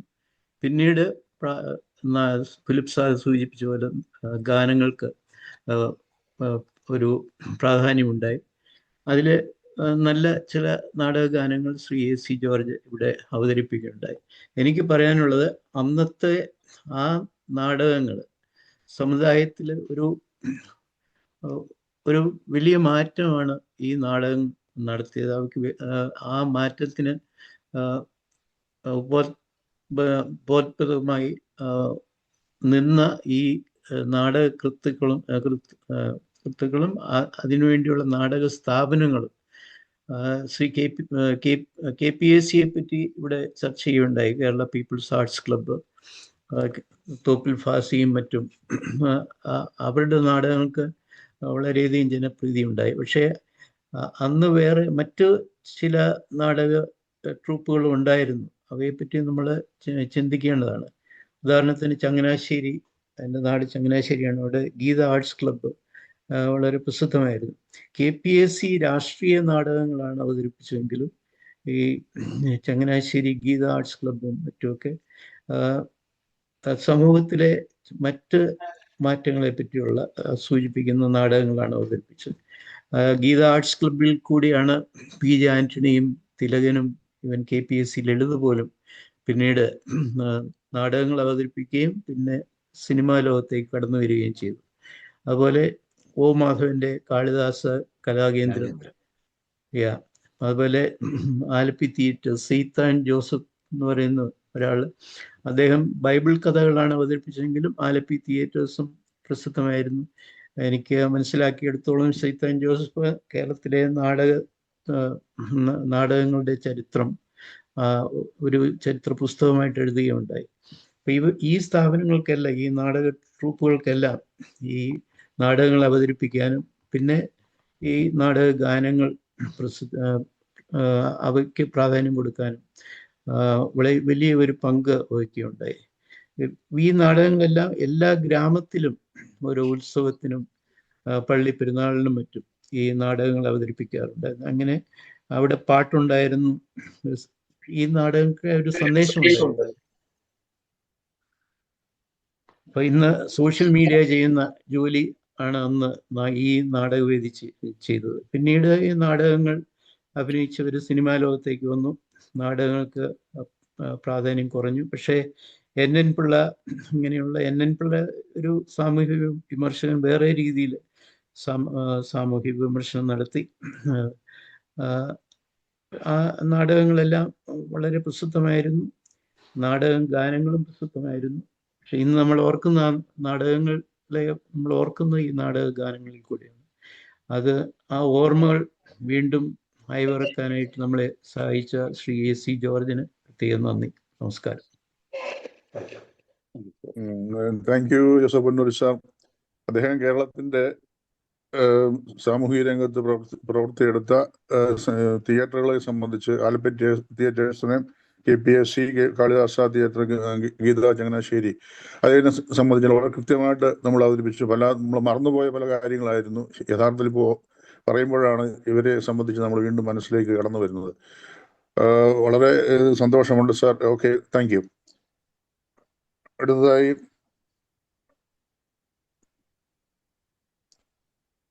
Joseph Thachar sir.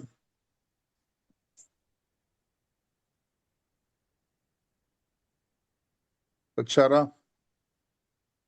Hello. Hello.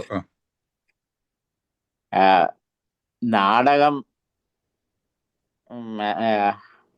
സംസ്കൃത നാടകങ്ങൾ പണ്ടൊക്കെ നമ്മുടെ ഇന്ത്യയിലുണ്ടായിരുന്നു എന്ന് പറഞ്ഞാൽ അതൊക്കെ ഒരു വരേണ്യവർഗത്തിന്റെ ഒരു പാർട്ട് മാത്രമായിരുന്നു എന്നാണ് എനിക്ക് തോന്നുന്നത്. രാജാക്കന്മാരും അവരുടെ സിൽബന്ദികളും ഒക്കെയാണ് അന്ന് അങ്ങനെ ഈ നാടകങ്ങൾ കാണുക, ആസ്വദിക്കുക ഒക്കെ ചെയ്തുകൊണ്ടിരുന്നത്. അപ്പം ആ കാലഘട്ടങ്ങൾ കഴിഞ്ഞ് നമ്മൾ ഈ മലയാളത്തിലാണെങ്കിലും സാധാരണക്കാരുടെ ഇടയിലാണെങ്കിലും നാടകങ്ങളൊക്കെ പിന്നീട് വരുന്നത് നമ്മുടെ സ്വാതന്ത്ര്യത്തോടു കൂടിയൊക്കെയാണെന്ന് എനിക്ക് തോന്നുന്നു. ആ സ്വാതന്ത്ര്യ സമര കാലത്ത് മലയാളത്തില് പല നാടകങ്ങൾ ഇറങ്ങി. ആ സ്വാതന്ത്ര്യത്തിന് ശേഷം പല സാമൂഹ്യ വിഷയങ്ങളെ പറ്റിയുള്ള ചില നാടകങ്ങളൊക്കെ ഇറങ്ങി. ഈ സാമൂഹ്യ വിഷയങ്ങളെ പറ്റിയുള്ള നാടകങ്ങളിൽ ആദ്യകാല നാടകം ഞാൻ ഒരിക്കലും ഇങ്ങനെ ഈ കോട്ടയത്തൂടെയൊക്കെ അലിഞ്ഞു നടക്കുന്ന കാലത്ത് ഒരു പബ്ലിക് ലൈബ്രറിയിൽ ഒരു നാടക സംഘം, ആദ്യകാല നാടകങ്ങളെ പറ്റി പരിചയപ്പെടുത്താനായിട്ട് അത് പിന്നെ നാടകത്തിന്റെ ഏതോ പിന്നെ 50-ാം വാർഷികമോ 100-ാം വാർഷികമോ ആ രീതിയിലാണ്ട് ഒരു ഇത് അങ്ങനെ അന്ന് അവതരിപ്പിച്ചത് ആ മനുഷ്യൻ നീ തന്നെ എന്ന് പറഞ്ഞിട്ടുള്ള ഒരു നാടകമായിരുന്നു. അത് നല്ല പിന്നെ ബിബ്ലിക്കലാണ് വിഷയം, ബൈബിളുമായിട്ട് ബന്ധപ്പെടുത്തിയാണ് ആ നാടകം പോകുന്നത്. പക്ഷെ സാമൂഹ്യ നാടകമാണ്. അപ്പം അന്നത്തെ ആദ്യകാല നാടകങ്ങൾ എങ്ങനെയായിരുന്നു എന്ന് കാണിക്കാനായിട്ട് കൂടിയായിരുന്നു അത്. അന്നിങ്ങനെ ഈ സ്റ്റേജിൽ തന്നെ ഈ ചവിട്ട് ഹാർമോണിയം എന്ന് പറയുന്നൊരു ഹാർമോണിയം ഉണ്ട്, കാൽ കൊണ്ട് ചവിട്ടിക്കൊണ്ട് ആ ഹാർമോണിയം. അപ്പൊ ആ ഹാർമോണിയത്തിൽ അവതരിപ്പിക്കുക. അപ്പൊ അതിന്റെ പാട്ട് എല്ലാം പാടുന്നത് ആ നായകൻ തന്നെയാണ്, വേറെ ആരെയും കൊണ്ടൊന്നും അവതരിപ്പിക്കത്തൊന്നുമില്ല. അപ്പൊ അങ്ങനെയൊക്കെയായിരുന്നു അന്നത്തെ ആദ്യകാല നാടകങ്ങൾ. അപ്പൊ അന്ന് ഈ NN പിള്ള ഒരു പ്രസിദ്ധനായ ഒരു നാടക കലാകാരനാണ്. അപ്പൊ അന്നത്തെ നാടകത്തിന്റെ ആ ഒരു ആവിഷ്കാരം എന്നുള്ള നിലയിൽ ഈ പഴയ കാലങ്ങളിൽ അന്ന് നാടകങ്ങളൊക്കെ അവതരിപ്പിക്കുമ്പോഴത്തേക്ക് ഈ നാടകങ്ങൾ അവതരിപ്പിക്കാനായിട്ട് ഈ പറയുന്ന സമ്പന്നരായ ആരെങ്കിലുമൊക്കെ ആണ് അതിന്റെ ഈ മുമ്പിൽ വന്നിരിക്കുന്നത്. അപ്പൊ അവര് ഈ നാടകത്തിലെ ഈ ഗായകനെ കൊണ്ട് കൂടുതൽ പാട്ടുകൾ പാടിപ്പിക്കുക. അപ്പൊ ഒരു അടിമത്ത മനോഭാവം, അല്ലെങ്കിൽ എന്നാന്ന് പറയുന്നത് നമ്മുടെ ഈ നാട്ടിലെ അന്നത്തെ അവസ്ഥ എന്താണെന്ന് കാണിക്കുന്ന രീതിയിലാണ് ഇതൊക്കെ അവതരിപ്പിച്ചത്. അപ്പം അന്ന് ഈ NN പിള്ള ഒരു ഇച്ചിരി പ്രശ്നത്തിലാവുകയൊക്കെ ചെയ്തായിരുന്നു. കാരണം വെച്ചാൽ ഒരു നാടക നടനോട് നിന്റെ പേരെന്നാന്ന് ചോദിച്ചു. ധിക്കാരത്തോടു കൂടിയാണ് ചോദിക്കുന്നത്. അത് ഇതിനു വേണ്ടിയിട്ട് ഫോം കാണിക്കാൻ വേണ്ടിയിട്ടായിരുന്നു. പക്ഷെ നിർഭാഗ്യവശാൽ ആ നടന്റെ പേരും NN പിള്ള ആയിപ്പോയി. അപ്പം NN പിള്ള ഓർത്ത് പുള്ളിയെ പരിഹസിക്കുന്നതാണെന്ന്. അതുകൊണ്ട് അവിടെ ചെറിയ ഇച്ചിരി കലാപം പോലെയൊക്കെ ഉണ്ടായി. അപ്പൊ അതൊക്കെ ഞാൻ ഇങ്ങനെ ഓർക്കുമായിരുന്നു. ഏതായാലും അതിനു മുമ്പ് ഈ പറയുന്ന പോലെ ഈ തമിഴ്നാട്ടുകാർ വന്ന് തമിഴ് ഗാന നാടകങ്ങളാണ് തോന്നുന്നു. ആദ്യകാലങ്ങളിൽ ഗാന നാടകങ്ങളായിരുന്നു കൂടുതൽ അവതരിപ്പിക്കുകയും അങ്ങനെ ഒരു അതും ഈ രാജാക്കന്മാരുടെയൊക്കെ കഥകളൊക്കെ ആയിട്ട് ബന്ധപ്പെട്ടായിരുന്നു എന്നാണ് എൻ്റെ അറിവ്. ഞാൻ എൻ്റെ അറിവിൻ്റെ ബേസ് മാത്രമേ പറയുന്നത്. എനിക്ക് നാടകത്തോടുള്ള ആ ബന്ധം വളരെ കുറവായിരുന്നു എന്നാണ് പറയാം, ആദ്യകാല നാടകങ്ങളെ പറ്റി. അപ്പൊ അങ്ങനെ ഒക്കെ ഇരിക്കുന്ന ഒരു കാലഘട്ടത്തിൽ എനിക്ക് തോന്നുന്നത് കൂടുതലും ജനങ്ങളിലേക്ക് ഇറങ്ങിച്ചെന്നത് KPSCയുടെ നാടകങ്ങളാണ് തോന്നുന്നത്. പാർട്ടിയുടെ ഒരു ബന്ധമുള്ളതുകൊണ്ട് അവര് അത് കൂടുതൽ ശക്തിയായിട്ട് അവരുടെ ഈ സിദ്ധാന്തങ്ങളെ അവതരിപ്പിക്കാനായിട്ട് അവരുടെ സാമൂഹ്യ വ്യവസ്ഥയെ കമ്മ്യൂണിസത്തിന്റെ പ്രസക്തി എത്രയുണ്ട് എന്ന് കാണിക്കാനായിട്ട് ഒക്കെയാണ് അന്ന് നാടകങ്ങൾ. അത് എനിക്ക് തോന്നുന്നു തോപ്പിൽ ഭാസിയൊക്കെയാണെന്ന് തോന്നുന്നു അതിൻ്റെ കൂടെ ഒരു നേതൃത്വം വഹിച്ചിരുന്നത്. അതുപോലെ ഈ ONVയും ഇപ്പം അവതരിപ്പിച്ച മിക്കവാറും ഗാനങ്ങളൊക്കെ അങ്ങനെയാണല്ലോ. ONV, Vayalar, P. ഭാസ്കരൻ ഇവരെയൊക്കെ ഈ നാടകങ്ങളിലൂടെയാണ് പിന്നീട് സിനിമയിലേക്കൊക്കെ വരുന്നത്. അപ്പൊ അതൊക്കെ ഒത്തിരി സ്വാധീനം ജനങ്ങളിൽ ചെലുത്തി എന്ന് പറയുമ്പോഴത്തേക്ക് ശരിക്കും പറഞ്ഞ കല ജനങ്ങളെ വലിയ സ്വാധീനമൊന്നും ചെലുത്തുന്നില്ലെന്നുള്ള ഇന്നത്തെ കാഴ്ചപ്പാട് വളരെ തെറ്റാണ് എന്ന് സ്ഥാപിക്കാൻ ഉതകുന്നതാണ് അതെന്ന് എനിക്ക് തോന്നുന്നു. കാരണം അന്ന് ഈ കമ്മ്യൂണിസത്തിലേക്ക് ഈ കേരള ജനങ്ങളെ മുഴുവൻ ആകർഷിച്ചത് ഈ പറയുന്ന KPSCയുടെ നാടകങ്ങളൊക്കെയാണ് എന്ന് എനിക്ക് തോന്നുന്നു.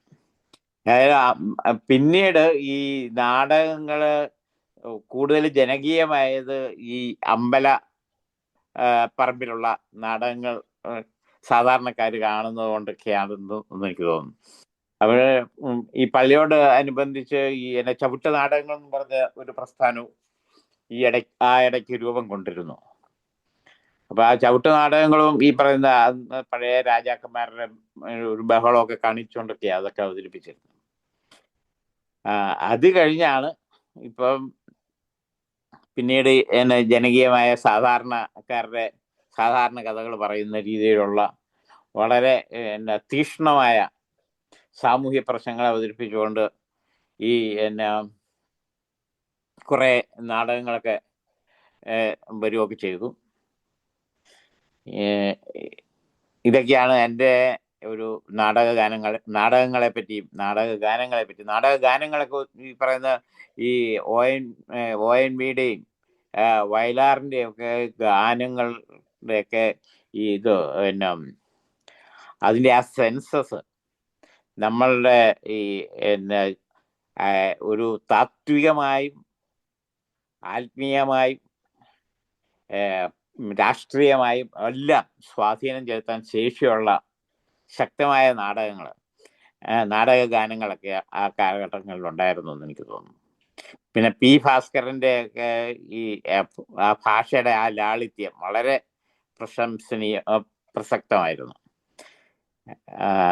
ഇതൊക്കെയാണ് എനിക്ക് ആദ്യകാല നാടകങ്ങളെ പറ്റി പറയാനുള്ളത്. Thank you. Thank you Daksharam. അദ്ദേഹം കേരളത്തിലെ നാടകങ്ങളുടെ പരിണാമചരിത്രത്തെ സംബന്ധിച്ച് നമ്മളെ പരിചയപ്പെടുത്തി. ആദ്യകാല ചവിട്ട് നാടകങ്ങളും നായകൻ പാട്ടുപാടി നാടകം അവതരിപ്പിക്കുന്നതും മാടമ്പികൾ അതിനെ നിയന്ത്രിക്കുന്നതും പാട്ട് വീണ്ടും വീണ്ടും പാടിപ്പിക്കുന്നതുമായ പഴയകാല കഥകളും അതിനുശേഷം സാമൂഹ്യമായ വ്യത്യാസങ്ങൾ വന്നപ്പോൾ KPSC പോലുള്ള തിയേറ്റേഴ്സ് വളരെ രാഷ്ട്രീയ നാടകങ്ങൾ എടുക്കുകയും അതിലൂടെ ഉണ്ടായ നവോത്ഥാനത്തിൻ്റെയും കമ്മ്യൂണിസ്റ്റ് വളർച്ചയും അങ്ങനെ സാമൂഹിക ധാർമ്മികവുമായ വളർച്ചയുടെ ഒരു കൃത്യമായൊരു ചിത്രം അദ്ദേഹം വരച്ചു കാട്ടി. Thank you Thacharam. Okay, thank you. അടുത്തതായി ശശിധരൻ പിള്ള സാർ. ശശിധരൻ പിള്ള സാർ ഇത് കാണുന്നില്ല. ഇളമതയുണ്ട്, John Elamatha. Oh yes. Okay, അടുത്തതായി പിന്നെ വിളിക്കാം. John Elamatha sir.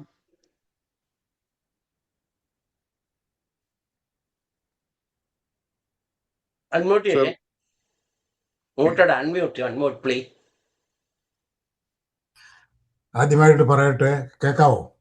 കേക്കാം.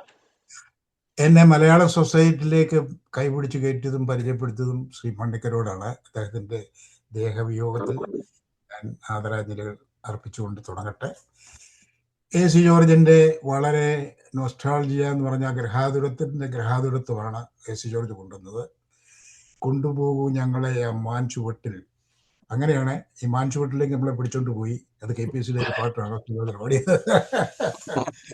പിന്നെ ഞാൻ കണ്ടു വളർന്ന എൻ്റെ ബാല്യകാലത്ത് എനിക്ക് ഓർമ്മയുള്ളത് PU ചിന്നപ്പ, പിന്നെ ത്യാഗരാജ മാസ്റ്റർ ഒക്കെയുള്ള ചവിട്ട് നാടകങ്ങൾ കണ്ടാണ് ഞാൻ വളർന്നത്. വളരെ ചെറുപ്പത്തിലാണ്. എനിക്കിപ്പോൾ ഒരു ചെറിയ ഓർമ്മയുള്ളൂ. അപ്പം മൃദംഗവും ചെണ്ടയും പിണ്ടയും ഒക്കെ ആയിട്ട് ഇങ്ങനെ സ്റ്റേജിൻ്റെ അവിടെ തന്നെ ഇരിക്കും. അവരിങ്ങനെ അടിക്കും. ഇങ്ങനെ അക്കാലത്തൊക്കെ അങ്ങനെയാണ് നാടകം ഞാൻ കാണാൻ തുടങ്ങിയത്. പിന്നീട് കണ്ട നാടകങ്ങളൊക്കെ ഇങ്ങനെ തുടർച്ചയായിട്ട് പിന്നെ പണ്ട് കോളേജൊക്കെ കാലത്തൊക്കെ വരുമ്പോഴാണ് ഈ KPSC ഒക്കെ വളരുന്നത്. പക്ഷെ ഒരു കാര്യമുണ്ട്, നാടക ചരിത്രത്തിൽ നാടകത്തെ ജനകീയമാക്കിയത് KPSC ആണ്. ധാരാളം നാടക കമ്പനികൾ പലതും ഉണ്ടായിരുന്നെങ്കിലും സാധാരണക്കാരുടേതായിട്ട് നാടകത്തിൽ വലിച്ചുകൊണ്ട് വന്നത് പണ്ട് അതിന് മുമ്പുണ്ടായിരുന്ന മാർത്താണ്ഡവർമ്മയോ അല്ലെങ്കിൽ ധർമ്മരാജാവോ അപ്പം അങ്ങനെയുള്ള കഥകളായിരുന്നു ഈ നാടകത്തിന് എടുത്തുകൊണ്ടിരുന്നത്.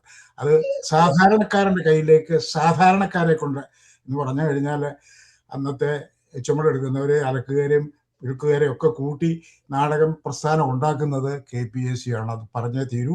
എനിക്ക് വളരെ KPSC ആയിട്ട് വളരെ ബന്ധമുണ്ട്. കാരണം ഞാൻ കോളേജ് വിദ്യാഭ്യാസ കാലത്തൊക്കെ എൻ്റെ വലിയ ഫ്രണ്ടായിരുന്നു എൻ ഗോവിന്ദൻകുട്ടിയാണ് എന്നെ കഥയിലേക്ക് തന്നെ വഴിതിരിച്ചു വിട്ടത്. എൻ ഗോവിന്ദൻകുട്ടിയുടെ ഗൂർഖ എന്ന് പറഞ്ഞ കഥ വായിച്ചാണ് ഞാൻ ചെറുകഥ എഴുതാൻ തുടങ്ങിയത്. ആ കാലം 1960കളിലെ കാര്യമാണ് പറഞ്ഞു വരുന്നതെങ്കിലും. അപ്പം P. ജയാനടി ഞാൻ കണ്ടിട്ടുണ്ട്. ഞങ്ങളെല്ലാം കൊച്ചിയിൽ കൂടിയിട്ടുണ്ട്. അപ്പോൾ അത് വേറൊരു ചരിത്രം.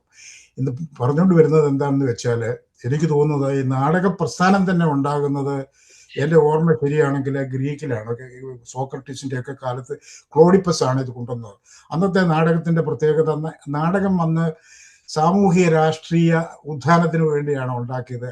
അതിനകത്ത് ഹാസ്യമുണ്ടായിരുന്നു, എല്ലാത്തരം വകുപ്പുകളും ഉണ്ടായിരുന്നു. 2-3 ദിവസത്തെ നാടകമാണ്. 3 ദിവസം നാടകമായിരുന്നു അന്നത്തെ ആദ്യകാലങ്ങളിൽ ഉണ്ടായിട്ടുള്ള ഏറ്റവും ശ്രേഷ്ഠമായ കലയെന്ന് തന്നെ പറയണം. അതിനകത്ത് മനുഷ്യൻ്റെ, അതായത് നമ്മളുടെ എല്ലാ രസങ്ങളും, മിക്കവാറും എല്ലാ രസങ്ങളും നാടകത്തിൽ കൂടെ അവതരിപ്പിക്കാൻ കഴിയും. അതിനകത്ത് എല്ലാ ഭാവങ്ങളും വരും, ആക്ഷനുണ്ട്, അങ്ങനെ പല പല കാര്യങ്ങൾ. എനിക്ക് നാടകമായിട്ട് വളരെ ബന്ധമുണ്ടെന്ന് ഞാൻ പറഞ്ഞത്. ഞാൻ 1973 വരുമ്പോൾ ഞാൻ ജർമ്മനി വന്നിട്ട് ഞാൻ പിന്നെ ആനുകാലിക പ്രശ്നങ്ങളെപ്പറ്റി ഹാസ്യ നാടകം എഴുതാൻ തുടങ്ങിയത്. അഷ്ടപഞ്ചമി യോഗം, ബന്ധനങ്ങൾ, അങ്ങനെ 2 പബ്ലിഷ് ചെയ്ത പുസ്തകങ്ങൾ. ഞാനൊരു 30-35 നാടകങ്ങൾ ഞാൻ തന്നെ ഡയറക്റ്റ് ചെയ്ത്, ചെറുതും വലുതുമായിട്ടുള്ള നാടകങ്ങൾ ഞാൻ ജർമ്മനിയുടെ പല ഭാഗത്തും, ഇവിടെ കാനഡയിൽ വരെ അവതരിപ്പിച്ചിട്ടുണ്ട്. ഞാൻ ഫോക്കാനായിക്ക് ഒരു നാടകം കൊണ്ടുപോയതാണ് പണ്ട്. അപ്പം നാടകത്തിൻ്റെ കാര്യമായതുകൊണ്ട് എനിക്കൊരു പ്രത്യേക താല്പര്യമുണ്ട്. പ്രത്യേകിച്ച് AC ജോർജ് പറഞ്ഞ ഒരു നൊസ്റ്റാൾജിയ ഉണർത്തുന്ന നല്ല സബ്ജക്റ്റ്, അത് അവസരോചിതമാണ്. എല്ലാ സുഹൃത്തുക്കൾക്കും നന്ദി, നമസ്കാരം. Thank you sir. വളരെ ഇൻഫോർമേറ്റീവ് ആയിരിക്കുന്നു. ഗ്രീക്കിൽ ആരംഭിച്ച നാടകത്തെ സംബന്ധിച്ചുള്ള അറിവ്, അത് ഏത് രീതിയിലായിരുന്നു അവർ പ്രവർത്തിച്ചെടുത്തിരുന്നതും അതൊക്കെ പുതിയ പലർക്കും പുതിയ അറിവാണ്. എനിക്കത് പുതിയ അറിവാണ്. സന്തോഷമുണ്ട്. Okay, thank you Elamath sir. അടുത്തതായി ശശിധരൻ സാർ വന്നിരുന്നോ? അദ്ദേഹം ഇപ്പോൾ കാണാനില്ല. നാരായണൻ നായരുണ്ട്. അടുത്തതിലേക്ക് പോകാം. 2 പേരുണ്ട്, നാരായണൻ നായർ ആൻഡ് മിസ്സിസ് നാരായണൻ നായർ, 2 പേരുണ്ട് കേട്ടോ. Okay, welcome Narayanan sir. ഞാൻ പറയാം. എല്ലാവർക്കും നമസ്കാരം. നമസ്കാരം. ഇവിടെ എല്ലാവരും തന്നെ വളരെ കാര്യമായിട്ട് സംഗീതത്തിനെ കുറിച്ച്, അതായത് ഡ്രാമ സംഗീതത്തിനെ കുറിച്ച്, നാടകഗാനങ്ങളെ കുറിച്ച്, പ്രത്യേകിച്ച് KPSCയുടെ നാടകഗാനങ്ങളെ കുറിച്ച് ഒരുപാട് പറഞ്ഞു. ജനഹൃദയങ്ങളെ വളരെ വളരെ സ്വാധീനിച്ച ഒരു സമയമായിരുന്നു 1957, 58 തൊട്ട് ഏതാണ്ട് 1970, 72, 73 വരെയുള്ള സമയം. ഈ നാടകങ്ങള് ഒരുപാട് കേരളത്തിലെ, പ്രത്യേകിച്ച് മിഡിൽ കേരളത്തിലെ ജനങ്ങളെ വളരെ ഹഠാത് ആകർഷിച്ചിട്ടുണ്ട്. ഓരോ വീടുകളിലും ഈ നാടക ഗാനങ്ങൾ ആ സമയത്ത്, അതായത് എൻ്റെ പ്രായത്തിലുള്ള ആളുകളുടെ മനസ്സിൽ സ്ഥിരപ്രതിഷ്ഠ നേടിയിട്ടുള്ള ഒരുപാട് പാട്ടുകളുണ്ട് ഇതിൻ്റെ അകത്ത്. അതിൽ നമ്മളെല്ലാവരും വളരെ ആസ്വദിക്കുന്ന ഒരു സംഗതിയാണ്. പാട്ടുകൾ പൊതുവെ ആസ്വദിക്കുന്നതാണ്. അതിൽ പ്രത്യേകിച്ച് ഈ നാടകഗാനങ്ങൾ നമ്മളുടെ ഹൃദയത്തെ ഒരുപാട് വശീകരിച്ചിട്ടുണ്ട്. നമ്മളുടെ ചെറുപ്പകാലങ്ങളിലെ യുവഹൃദയങ്ങളിൽ വളരെ പ്രതിഷ്ഠ നേടിയിട്ടുണ്ട് ഈ ഗാനങ്ങൾ. അതെല്ലാവരും തന്നെ വളരെ നല്ലതായിട്ട് പറഞ്ഞു. ചെറിയ ചെറിയ 1-2 ഈരടികളെ ചെപ്പികിളിക്കണ ചങ്ങാതി, എല്ലിമുള്ളം കാടുകളിൽ മുടിയനായ പുത്രൻ, അതുപോലെ ചില്ലിമേടയിലിരുന്ന് എന്നെ കല്ലെറിയല്ലേ, പാമ്പുകൾക്ക് നാളമുണ്ടെന്നുള്ള പാട്ട്, കൂടാതെ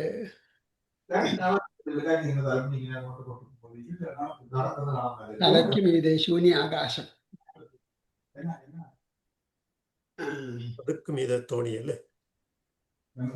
പിന്നെ എനിക്കൊന്ന് പറയാനുള്ളത്, പ്രത്യേകിച്ച് നമ്മൾ ഈ KPSCയുടെ നാടക ഗാനങ്ങളെ കുറിച്ച് മാത്രമേ പ്രതിപാദിച്ചുള്ളൂ. അതായത് മ്യൂസിക്കൽസ് കേരളത്തിൽ ഉണ്ടായിട്ടുണ്ട്. സംസ്കൃതത്തിൽ ഒരുപാട് മ്യൂസിക്കൽസ് ഉള്ളതിനെ കുറിച്ച് പറഞ്ഞു. അതുകൂടാതെ സുരേന്ദ്രൻ നായർ പറഞ്ഞു. അതുകൂടാതെ മലയാളത്തിൽ മ്യൂസിക്കൽസ് ഉണ്ടായിട്ടുണ്ട്. അതിലൊരെണ്ണം പ്രത്യേകിച്ച് നമ്മളെ വശീകരിച്ചിട്ടുള്ള, നമ്മളെപ്പോഴും പാടിക്കൊണ്ട് നടക്കുന്ന ചില ഗാനങ്ങൾ എഴുതിയ ചങ്ങമ്പുഴ കൃഷ്ണപിള്ളയെ കുറിച്ച് പറയേണ്ടതാണ്. അദ്ദേഹത്തെ അനുസ്മരിക്കേണ്ടതും കൂടിയാണ്. രമണനിലെ പല പാട്ടുകളും നമ്മളെ ഹൃദയത്തിൽ അങ്ങനെ ആകർഷിച്ച് വെച്ചിട്ടുണ്ട്. അന്നത്തെ ആ പ്രേമം ആയിരിക്കുന്ന ആ സമയത്ത് യുവഹൃദയങ്ങളെ വളരെ ആകർഷിച്ചിട്ടുള്ള പാട്ടുകളാണത്. ഏകാന്ത കാമുക നിന്റെ മനോരഥം ലോകാപവാദത്തിന് കേന്ദ്രമായി. അപ്പോഴാണ് രമണന്റെ അകത്തുള്ള ഒരു പാട്ട്, കാനന ഛായയിൽ ആടുമേക്കാൻ ഞാനും വരട്ടെയോ നിന്റെ കൂടെ. ഈ നാടകം 1936-37 ചങ്ങമ്പുഴ എഴുതിയതെങ്കിലും അദ്ദേഹത്തിൻ്റെ പിൽക്കാലത്ത് ആ ഡ്രാമ പല സ്കൂളുകളിലും കോളേജുകളിലും അവതരിപ്പിച്ചിട്ടുണ്ട്. അപ്പം ഞാൻ അതിൽ ഒരു സമയത്ത് ഹൈസ്കൂൾ കഴിഞ്ഞ ആ സമയത്താണെന്ന് തോന്നുന്നു, കോളേജിൽ ചേരുന്നതിന് മുമ്പ് ഞങ്ങളുടെ അവിടെ ഒരു നാടക സമിതി ഉണ്ടായിരുന്നു. ഞാൻ അതിൽ കുറേ അഭിനയിച്ചു, 1-2 നാടകങ്ങൾ. ഇത് തന്നെ ഈ പാട്ട് അതുകൊണ്ടാണ് ഞാൻ ഓർക്കുന്നത് പ്രത്യേകിച്ച്. അത് പിൽക്കാലത്ത് സിനിമയായി 1967 തോന്നുന്നു അത് സിനിമയാക്കി. കെ രാഘവനായിരുന്നു മ്യൂസിക് സംവിധാനം ചെയ്ത്. അതിനകത്തുള്ള വളരെ ശ്രദ്ധേയമായ ഒരു പാട്ട് ഇപ്പോഴും എൻ്റെ മനസ്സിൽ നിൽപ്പുണ്ട്. അത് പാടിയത് AP ഉദയഭാനുവായിരുന്നു. അദ്ദേഹം ഇന്ന് ജീവിച്ചിരിപ്പുണ്ടോ എന്ന് എനിക്കറിയില്ല. മരിച്ചുപോയോ? Sorry to hear that. വെള്ളി നക്ഷത്രമേ നിന്നെ നോക്കി തുള്ളി തുളുമ്പുകയെന്നെ മാമക ചിത്തത്തിൽ നിന്നും ഇല്ല മാദക വ്യാമോഹമൊന്നും. അത് പാടി കഴിഞ്ഞു കഴിഞ്ഞാൽ വാസ്തവത്തിൽ നമ്മൾ വളരെ ഹൃദയപൂർവ്വം പാടിക്കഴിഞ്ഞു കഴിഞ്ഞാൽ കണ്ണ് നനഞ്ഞു പോകും. അത്ര ഹൃദ്യമായിട്ടാണ് അദ്ദേഹം ആ പാട്ട് പാടിയിരിക്കുന്നത്. അതുപോലെ കാനനഛായ, ഏകാന്ത കാമുക, പിന്നെയും അതിൻ്റെ അകത്ത് പരിപാടികളുണ്ടായല്ല, അപ്പം ഞാൻ ഓർക്കുന്നില്ല. പലപ്പോഴും ഒക്കെ ഇത് മൂളിക്കൊണ്ട് നടക്കാറുണ്ട്. എനിവേ, എല്ലാവരും വളരെ ഹൃദ്യമായിട്ട് സംസാരിച്ചു. ഇതിൽ ഭാഗഭാഗം കഴിഞ്ഞതിൽ എനിക്ക് വളരെ സന്തോഷമുണ്ട്. ഇനി ഇതുപോലുള്ള മാസാമാസം നമുക്ക് കൂടാം, വർത്തമാനം പറയാം. എല്ലാവരും അങ്ങോട്ടും ഇങ്ങോട്ടും അവരവരുടെ അഭിപ്രായങ്ങൾ തുറന്നു പറഞ്ഞ് ഈ ഒരു കൂട്ടായ്മ മുന്നോട്ട് പോകട്ടെ എന്ന് ഞാൻ ആശംസിക്കുന്നു. നന്ദി, നമസ്കാരം. Thank U Narayan sir. അദ്ദേഹത്തിന്റെ യൗവന കാലഘട്ടത്തിലെ യുവാക്കളുടെ ഹൃദയങ്ങളെ ഏറെ സ്വാധീനിച്ച നാടക ഗാനങ്ങളെ കുറിച്ചാണ് സൂചന പറഞ്ഞു പോയത്. അതോടൊപ്പം നമ്മൾ എടുത്തു പറയേണ്ട പല നല്ല എഴുത്തുകാരെ സംബന്ധിച്ച് സൂചനയും അദ്ദേഹം പറഞ്ഞു. പ്രത്യേകിച്ച് ചങ്ങമ്പുഴയെ പോലുള്ള പലരെയും നാം കുറച്ച് പേരെ സൂചിപ്പിച്ചു പോയുള്ളൂ. തീർച്ചയായിട്ടും അവരെയൊക്കെ ഓർക്കേണ്ടതാണ്. നമ്മൾ പലരും വിട്ടുപോയിട്ടുണ്ട്. എന്തായാലും ഇനി പരിഹാരം എന്ന രീതിയിൽ നമുക്ക് പലപ്പോഴും ഇത് വിഷയങ്ങളെടുത്ത് സംസാരിക്കാമല്ലോ. Okay, thank you sir, Narayanan sir. അടുത്തതായി മിസ്സസ് നാരായൺ മാഡം സംസാരിക്കുന്നില്ലേ? Mrs Narayan sir, Narayan, hello hello, madam സംസാരിക്കുന്നില്ലേ? അൺമ്യൂട്ട് ചെയ്യണം. അടുത്തതിലേക്ക് പോകും. അടുത്തത് നമ്മുടെ വൈസ് പ്രസിഡന്റ് ഇതുവരെ സംസാരിച്ചില്ലേ? വൈസ് പ്രസിഡന്റ്, സെക്രട്ടറി ഒക്കെ അവർക്ക് അവസാനം വെച്ചിരിക്കുകയാണ്. അത് കുഴപ്പമില്ല, അവസാനം സമ്മം ചെയ്യാനൊക്കെയാണ്. ഞാൻ അവസാനം സംസാരിച്ചോളാം. പൊന്നുപിള്ള, വെൽക്കം. കുഴപ്പമില്ല. ഇന്ന് 17 ആളുണ്ടല്ലോ അല്ലേ? ഇന്ന് എനിക്ക് തോന്നുന്നു 15 പേരോളം ഉണ്ട്. പൊന്നുപിള്ള പാടാൻ പോയിരിക്കും കവിതകൾ. അതെ അതെ. അൺമ്യൂട്ട് പാട്ട് ഞാനത് അറിഞ്ഞില്ലല്ലോ. ഞാനിവിടെ ഇരുന്ന് തനിയെ ചിരിക്കാൻ. നിങ്ങളുടെയൊക്കെ ചിരിയും നിങ്ങളുടെയൊക്കെ സംഭാഷണം അത് തന്നെയാണ് എന്റെ ജീവിതം. മനസ്സിലായില്ലേ? എനിക്ക് സംസാരിക്കാൻ പ്രത്യേക സബ്ജക്റ്റ് ഒന്നും വേണ്ട. ഞാൻ ഒരു നാടകം പോലും എന്റെ ജീവിതത്തിൽ കണ്ടിട്ടില്ല. ഞാൻ വളരെ ചെറുപ്പത്തിൽ നാട് വിട്ടു. ഞാൻ നിങ്ങളോടൊക്കെ പറഞ്ഞിട്ടുണ്ടല്ലോ അത് തന്നെ. പക്ഷെ ഈ മൂളിപ്പാട്ടുകളൊക്കെ 17 വയസ്സിൽ നിന്ന് തികഞ്ഞതിന് 1 മാസം മുമ്പ് നാട് വിട്ടു. 4 വർഷം പാറ്റ്ന മെഡിക്കൽ കോളേജില് വളരെ ചുരുക്കം മലയാളികളെ അവിടെ കണ്ടിട്ടുള്ളൂ. നാടകവും കണ്ടിട്ടില്ല, പാട്ടും കേട്ടിട്ടില്ല. ഹോസ്റ്റലിലെ ഒരു ജീവിതമായിരുന്നു. പക്ഷെ ഈ മൂളിപ്പാട്ടുകളൊക്കെ ആരേലും എവിടെയെങ്കിലും പെണ്ണുങ്ങൾ പാടുന്നത് കേട്ടാ ഗ്രഹിക്കുമായിരുന്നു. അങ്ങനെ പിന്നെ അവിടുന്ന് 3-4-5 വർഷം ഡൽഹിയിൽ, അവിടെയും അത് തന്നെ. ഒരു സിനിമയെ അക്കാലത്ത് കണ്ടിട്ടുള്ളൂ, ഭാര്യ എന്നുള്ളത്. അത് ഡൽഹിയിൽ ഇങ്ങനെ വന്ന കാലത്ത് കുറച്ച് ഞങ്ങൾ പെണ്ണുങ്ങൾ കൂടെ പോയി കണ്ടു. ജീവിതം എന്ന നാടകത്തിലെ ഒരു വലിയ ആക്ടർ ആയിരുന്നല്ലേ? ആ ജീവിതം തന്നെ ഒരു നാടകമായിരുന്നു. ഷേക്സ്പിയറിന്റെ വാക്കുകളാണല്ലോ. ജോർജ് സാർ ഇത്രയൊക്കെ പറയുമെന്നൊക്കെ ഈയിടെയാണ് ഞാൻ മനസ്സിലാക്കിയത്. ഞാനോർത്ത് അദ്ദേഹം വലിയ ഗൗരവമായിട്ടുള്ള സംഭാഷണങ്ങളൊക്കെ ചെയ്യത്തുള്ളൂ കേട്ടോ. സർജറി കഴിഞ്ഞാൽ പിന്നെ ആയവന്ന് എന്നാ അടുത്ത് തന്നെ ഒരു സർജറി. ഏതായാലും ചിരിക്കാം, അത്രേ ഉള്ളു കേട്ടോ. ചിരിക്കുന്ന ഒരു ആയുസ് കൂടി. എന്നോട് ഡൽഹി വെച്ച് മനുഷ്യർ പറയുമായിരുന്നു, ഇത്തിനാ ഹസോ മത്ത് തുമാരാ ഹസി മുച്ചേ മാർത്താ എന്ന് പറഞ്ഞാൽ ഇപ്പം ജോർജ് സാർ ചിരിക്കാൻ. ഒരു കാലത്ത് അത് ഞാനോർത്ത് മൂർഖനായ ഒരു മനുഷ്യൻ, സാഹിത്യം മാത്രമേ എഴുതാൻ അറിയത്തുള്ളൂ, പറയാനും അറിയത്തില്ല, എങ്ങും വരുത്തുമില്ല. ഈയിടെയാണ് എൻ്റെ ആ ചിന്തകളൊക്കെ മാറിയത്. പോകട്ടെ, ഇത്രയും നല്ല ഒരു അവസരം ഉണ്ടാക്കി തന്ന നമ്മുടെ മൺമറിഞ്ഞു പോയ അദ്ദേഹത്തിന് ഒരിക്കൽ കൂടി നന്ദി പറഞ്ഞ. ഇത്രയും നമ്മൾ ഈ സായം സന്ധ്യയിൽ ഒന്നിച്ചു കൂടാനേ. ഞാൻ നാടകത്തെ കുറിച്ചൊന്നും ഞാൻ കണ്ടിട്ടില്ല. നാടകം എൻ്റെ ഒരു നാടകം ജീവിതമായിരുന്നു. രാവിലെ എണീറ്റ് അല്പം മിറ്റം തൂക്കുക, വിളക്ക് കൊളുത്തുക, 5-6 പിള്ളേരെ കുളിപ്പിക്കുക, തുണയിടുക, പള്ളിപ്പുറത്ത്. ഇത്രയും ഞാൻ നാടകം വെച്ചിട്ടുള്ളൂ. പിന്നെ ഈ പാട്ടുകളൊക്കെ എസ് ഇ ജോർജ് സാറ്, അദ്ദേഹം പുരാണത്തിലെ ആരുടെ മായാദാസന്റെ കഥ കേട്ടിട്ടില്ലയോ? തൊടുന്ന എല്ലാം പൊന്നാകുമെന്ന്, സ്വന്തം മകളെ തൊട്ടപ്പോഴും അതും പൊന്നാകും. അതാണ് എസ് സി ജോർജ് സാറ്. എന്ത് പറഞ്ഞാലും അതിലെ അർത്ഥം, വലിയ അർത്ഥമുണ്ട്, വിലയുണ്ട്. അങ്ങനെ നല്ലൊരു സബ്ജക്റ്റ് ആയിരുന്നു അവതരിപ്പിച്ചത്. വളരെ ആസ്വാദകരമായിരുന്നു. ആ പാട്ടുകളെല്ലാം തന്നെ എനിക്കറിയാം. ഒന്ന് കേട്ടാൽ എനിക്ക് ഗ്രഹിക്കാൻ തക്ക ഒരു കഴിവ് ദൈവം തന്നിരുന്നു. എല്ലാം ഇനി ഇതുപോലൊക്കെയുള്ള സബ്ജക്റ്റുകള് അതിന് കഴിവുള്ളവരെല്ലാവരും ഉണ്ടല്ലോ. ജെയിംസ് സാറുണ്ട്, HR സാറ്, എല്ലാവരും ഉണ്ടല്ലോ. അത് 2 മണിക്കൂറിൽ കൂടുതൽ പോയത് അറിഞ്ഞേ ഇല്ലല്ലോ നമ്മള്.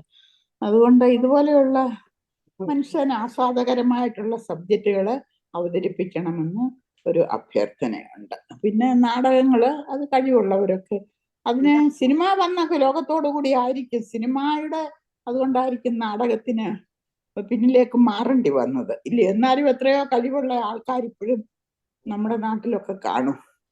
എല്ലാവർക്കും ദൈവം എല്ലാവരെയും അനുഗ്രഹിക്കട്ടെ. കഴിവുള്ളവർക്കൊക്കെ അതായത് ഭാഗങ്ങൾ കിട്ടി നാടകം ജീവിതത്തിൽ അഭിനയിക്കാൻ അവസരം ദൈവം ഉണ്ടാക്കട്ടെ എന്ന് പ്രാർത്ഥിച്ചുകൊണ്ട് ഈ അവസരം തന്ന ജഗദീശ്വരനോട് നന്ദി, എല്ലാവർക്കും ഒരിക്കൽ കൂടി നന്ദി പറയുന്നു. നന്ദി, നമസ്കാരം. സമയം 6 മണിയായി. നമുക്ക് എല്ലാം കൃത്യനിഷ്ഠയും സത്യസന്ധയും ഒക്കെ വേണം. ഓക്കെ സംതൃപ്തം 6:30 വരെ ഇല്ലയോ? അരമണിക്കൂർ കൂടെ ഇല്ലയോ?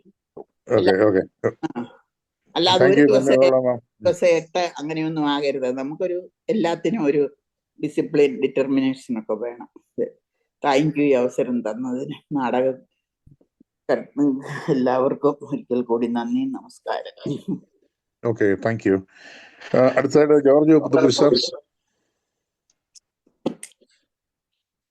ആദ്യമായിട്ട് എസ് സി ജോർജിനോടുള്ള നന്ദി അറിയിക്കുന്നു. അദ്ദേഹത്തിനോട് ഞാൻ ഒരു വിഷയം അവതരിപ്പിക്കാനായിട്ട് ചോദിച്ചപ്പോൾ ഒരു നിമിഷം ആലോചിച്ചിട്ട് പറഞ്ഞു, നാടക ഗാനങ്ങളെക്കുറിച്ച് നമുക്ക് സംസാരിച്ച് കളയാം. കാര്യം അപൂർവമായിട്ട് നമ്മൾ കേട്ടിട്ടുള്ളൂ നാടക ഗാനങ്ങളെക്കുറിച്ചോ അല്ലെ ആ വിഷയങ്ങൾ ചർച്ച ചെയ്യപ്പെട്ടിട്ടുള്ളൂ. അപ്പോൾ ഞാൻ സന്തോഷപൂർവ്വം പറഞ്ഞു, വേറെ മാറ്റമൊന്നുമില്ല, അവതരിപ്പിക്കാനായിട്ട് ഞാൻ അദ്ദേഹത്തോട് റിക്വസ്റ്റ് ചെയ്തു. അദ്ദേഹം വളരെ സന്തോഷത്തോടുകൂടി സ്വീകരിക്കുകയും ചെയ്തു. വളരെ മനോഹരമായിട്ട് അവതരിപ്പിച്ചു.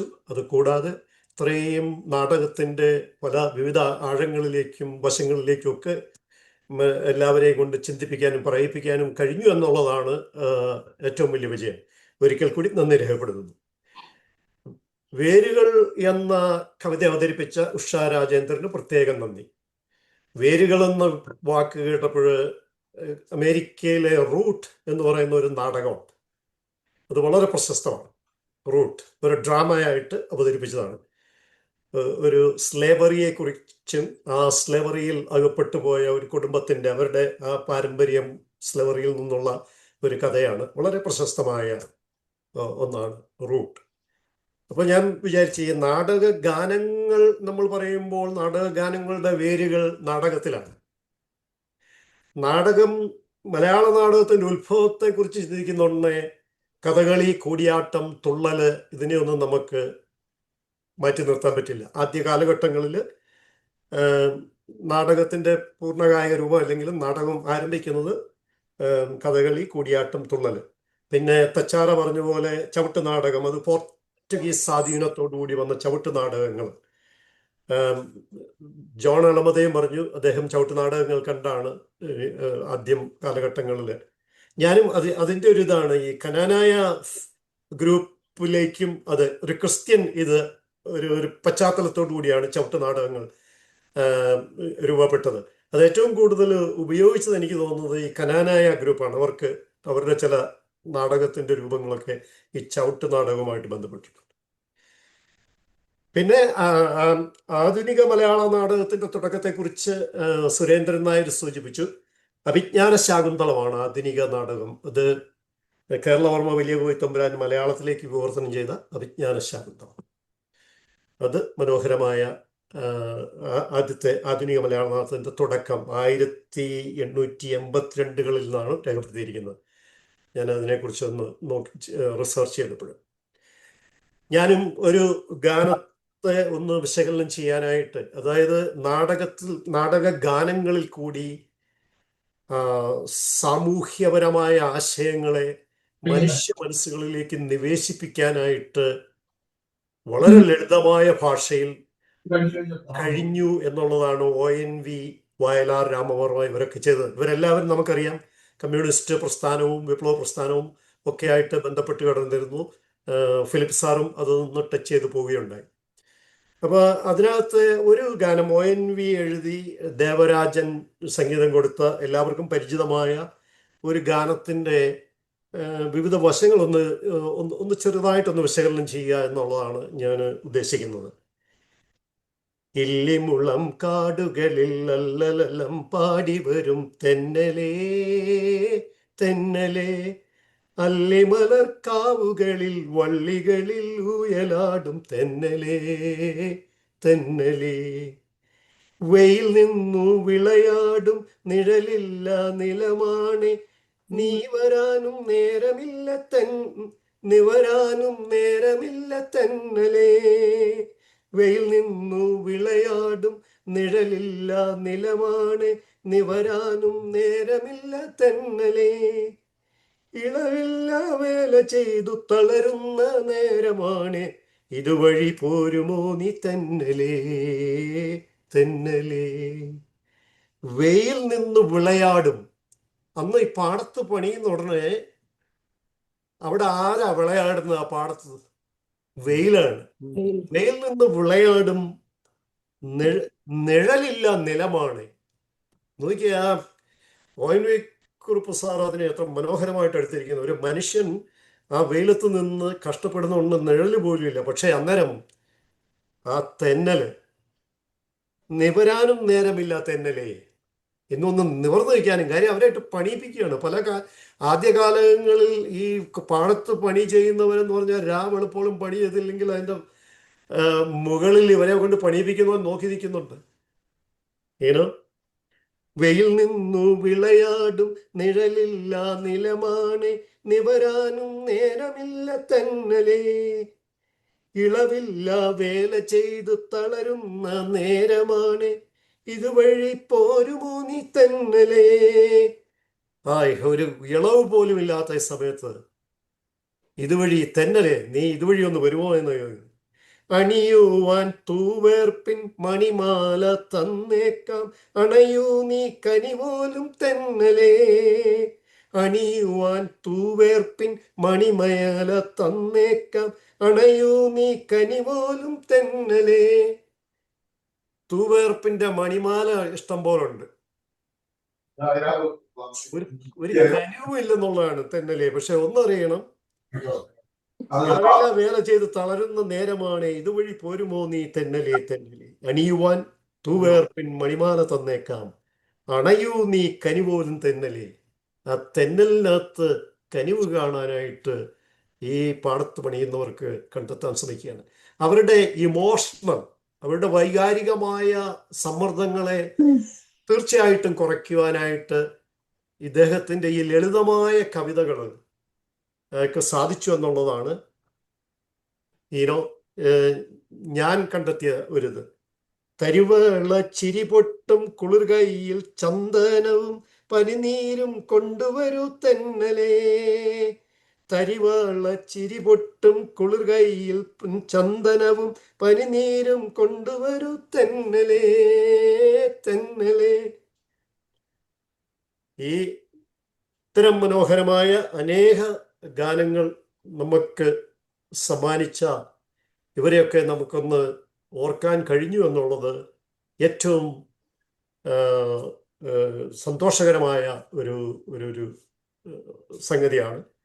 അതിന് അവസരമൊരുക്കിയ AC ജോർജിനോട് പ്രത്യേകം നന്ദി അവതരിപ്പിക്കുന്നു. എൻ്റെ സമകാലികയായിരുന്നു കേരളത്തിലെ സൂസൻ ബേബിൾ തോമസ് എന്ന് പറഞ്ഞ ഒരു വോളിബോൾ താരം ഉണ്ടായിരുന്നു. ഒരു കോട്ടയത്തു നിന്നുള്ളതായിരുന്നു. ഞങ്ങളുടെ കോളേജിൽ ഞാൻ പഠിക്കുന്ന സമയത്ത് എൻ്റെ സമകാലികയാണ്. അവര് മഞ്ഞപ്പിത്തം വന്നും മരിച്ചുപോയി. ആ ഫാമിലി വൈദ്യ സഹായം തേടാനായിട്ട് വിസമ്മതിച്ചു. അവർക്കൊന്നും ചെയ്തില്ല, അങ്ങനെ മരിച്ചു പോവുകയും ചെയ്തു. അപ്പോൾ അവരുടെ ഓർമ്മയ്ക്ക് വേണ്ടി ഞങ്ങൾ TDM ഹാളിൽ NN പിള്ളയുടെ ഒരു നാടകം കൊണ്ടുവന്നു. ഞാനും അതിനകത്ത് ഇൻവോൾവ് ആയിരുന്നു. ഈശ്വരൻ അറസ്റ്റ്. ആ നാടകം ഫണ്ട് റേസ് ചെയ്ത് കോലഞ്ചേരി സെൻറ്റ് പീറ്റേഴ്സ് കോളേജിൻ്റെ മുന്നിൽ ഒരു വെയിറ്റിംഗ് ഷെഡ്. ഈ കഴിഞ്ഞ പ്രാവശ്യം ഞാൻ നാട്ടിൽ പോയപ്പോഴും അതിൻ്റെ മുന്നിൽ കൂടി പോയി കഴിഞ്ഞപ്പോൾ വളരെ വർഷങ്ങൾക്ക് മുമ്പുള്ള ആ നാടകവും NN പിള്ളയും ഒക്കെ ഓർക്കാൻ സാധിച്ചു. നാടക പ്രസ്ഥാനത്തിൽ കൂടി സാമൂഹികമായ പല മാറ്റങ്ങളും വരുത്തുവാനായിട്ട് നാടകങ്ങൾ കഴിഞ്ഞു. ഇന്നെന്നാൽ അതൊക്കെ മാറി മറിഞ്ഞുകൊണ്ടിരിക്കുകയാണ്. ഒരിക്കൽ കൂടി വീണ്ടും നിങ്ങളെ ഇവിടെ സഹകരിച്ച എല്ലാവർക്കും ഞാൻ നന്ദി കൂടെ, സമയം അതിക്രമിച്ചുകൊണ്ടാണ് ഞാൻ നന്ദി പറയാനായിട്ടുള്ള ഇത്. നമ്മുടെ AC ജോർജ് സാർ എൻ്റെ സംസാരം കഴിഞ്ഞിട്ട് അദ്ദേഹത്തിന് റെസ്പോൺസ് ടൈമുണ്ട്. എന്നാലും ഞാൻ എടുക്കുന്നില്ല. ഞാൻ വീണ്ടും നന്ദി പറയാനായിട്ട് ഞാൻ സമയം എടുക്കാത്തത് കൊണ്ട് ഇവിടെ വന്നിരിക്കുന്ന ഓരോരുത്തർക്കും നന്ദി രേഖപ്പെടുത്തുന്നു. പ്രത്യേകിച്ച് ഇതിൻ്റെ മോഡറേറ്ററായിട്ട് ഇന്നത്തെ കർത്തവ്യം നിർവഹിച്ച ജെയിംസ് ചെറുനാടത്തിൽ പങ്കെടുത്ത നിങ്ങൾ ഓരോരുത്തർക്കും, അവതരിപ്പിച്ച AC ജോർജിനും നന്ദി രേഖപ്പെടുത്തുന്നു. Thank you. AC George sir. One minute. Okay, sorry. Thank you sir. അദ്ദേഹം കേരള നാടകചരിത്രത്തെ സംബന്ധിച്ചുള്ള വിശദീകരണം നൽകി. ONV സാറിൻ്റെ ആ ഒരു ഓരോ വരികളും വളരെ വ്യക്തമായിട്ട് വളരെ ഭംഗിയായിട്ട് ഒന്ന് വിചിന്തനം ചെയ്തതിൽ എത്ര ഇമ്പമായി നന്നായിരിക്കുന്നു.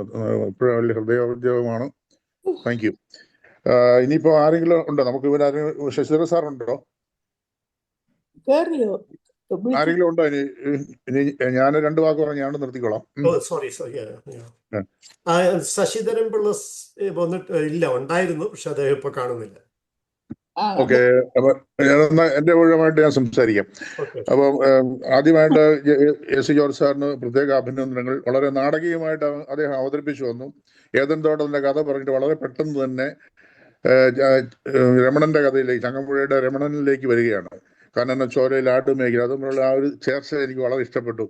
ആ രീതിയിൽ അദ്ദേഹം കേരള നാടകത്തിലേക്ക്, ഏതൻ തോട്ടത്തിന് വളരെ പെട്ടെന്ന് കേരള നാടകവേദിയിലേക്ക് എത്തുകയും അതിനെ വളരെ ഹൃദ്യമായ രസകരമായി നമുക്ക് നമ്മുടെ മുമ്പിൽ അവതരിപ്പിക്കുകയും ചെയ്തു.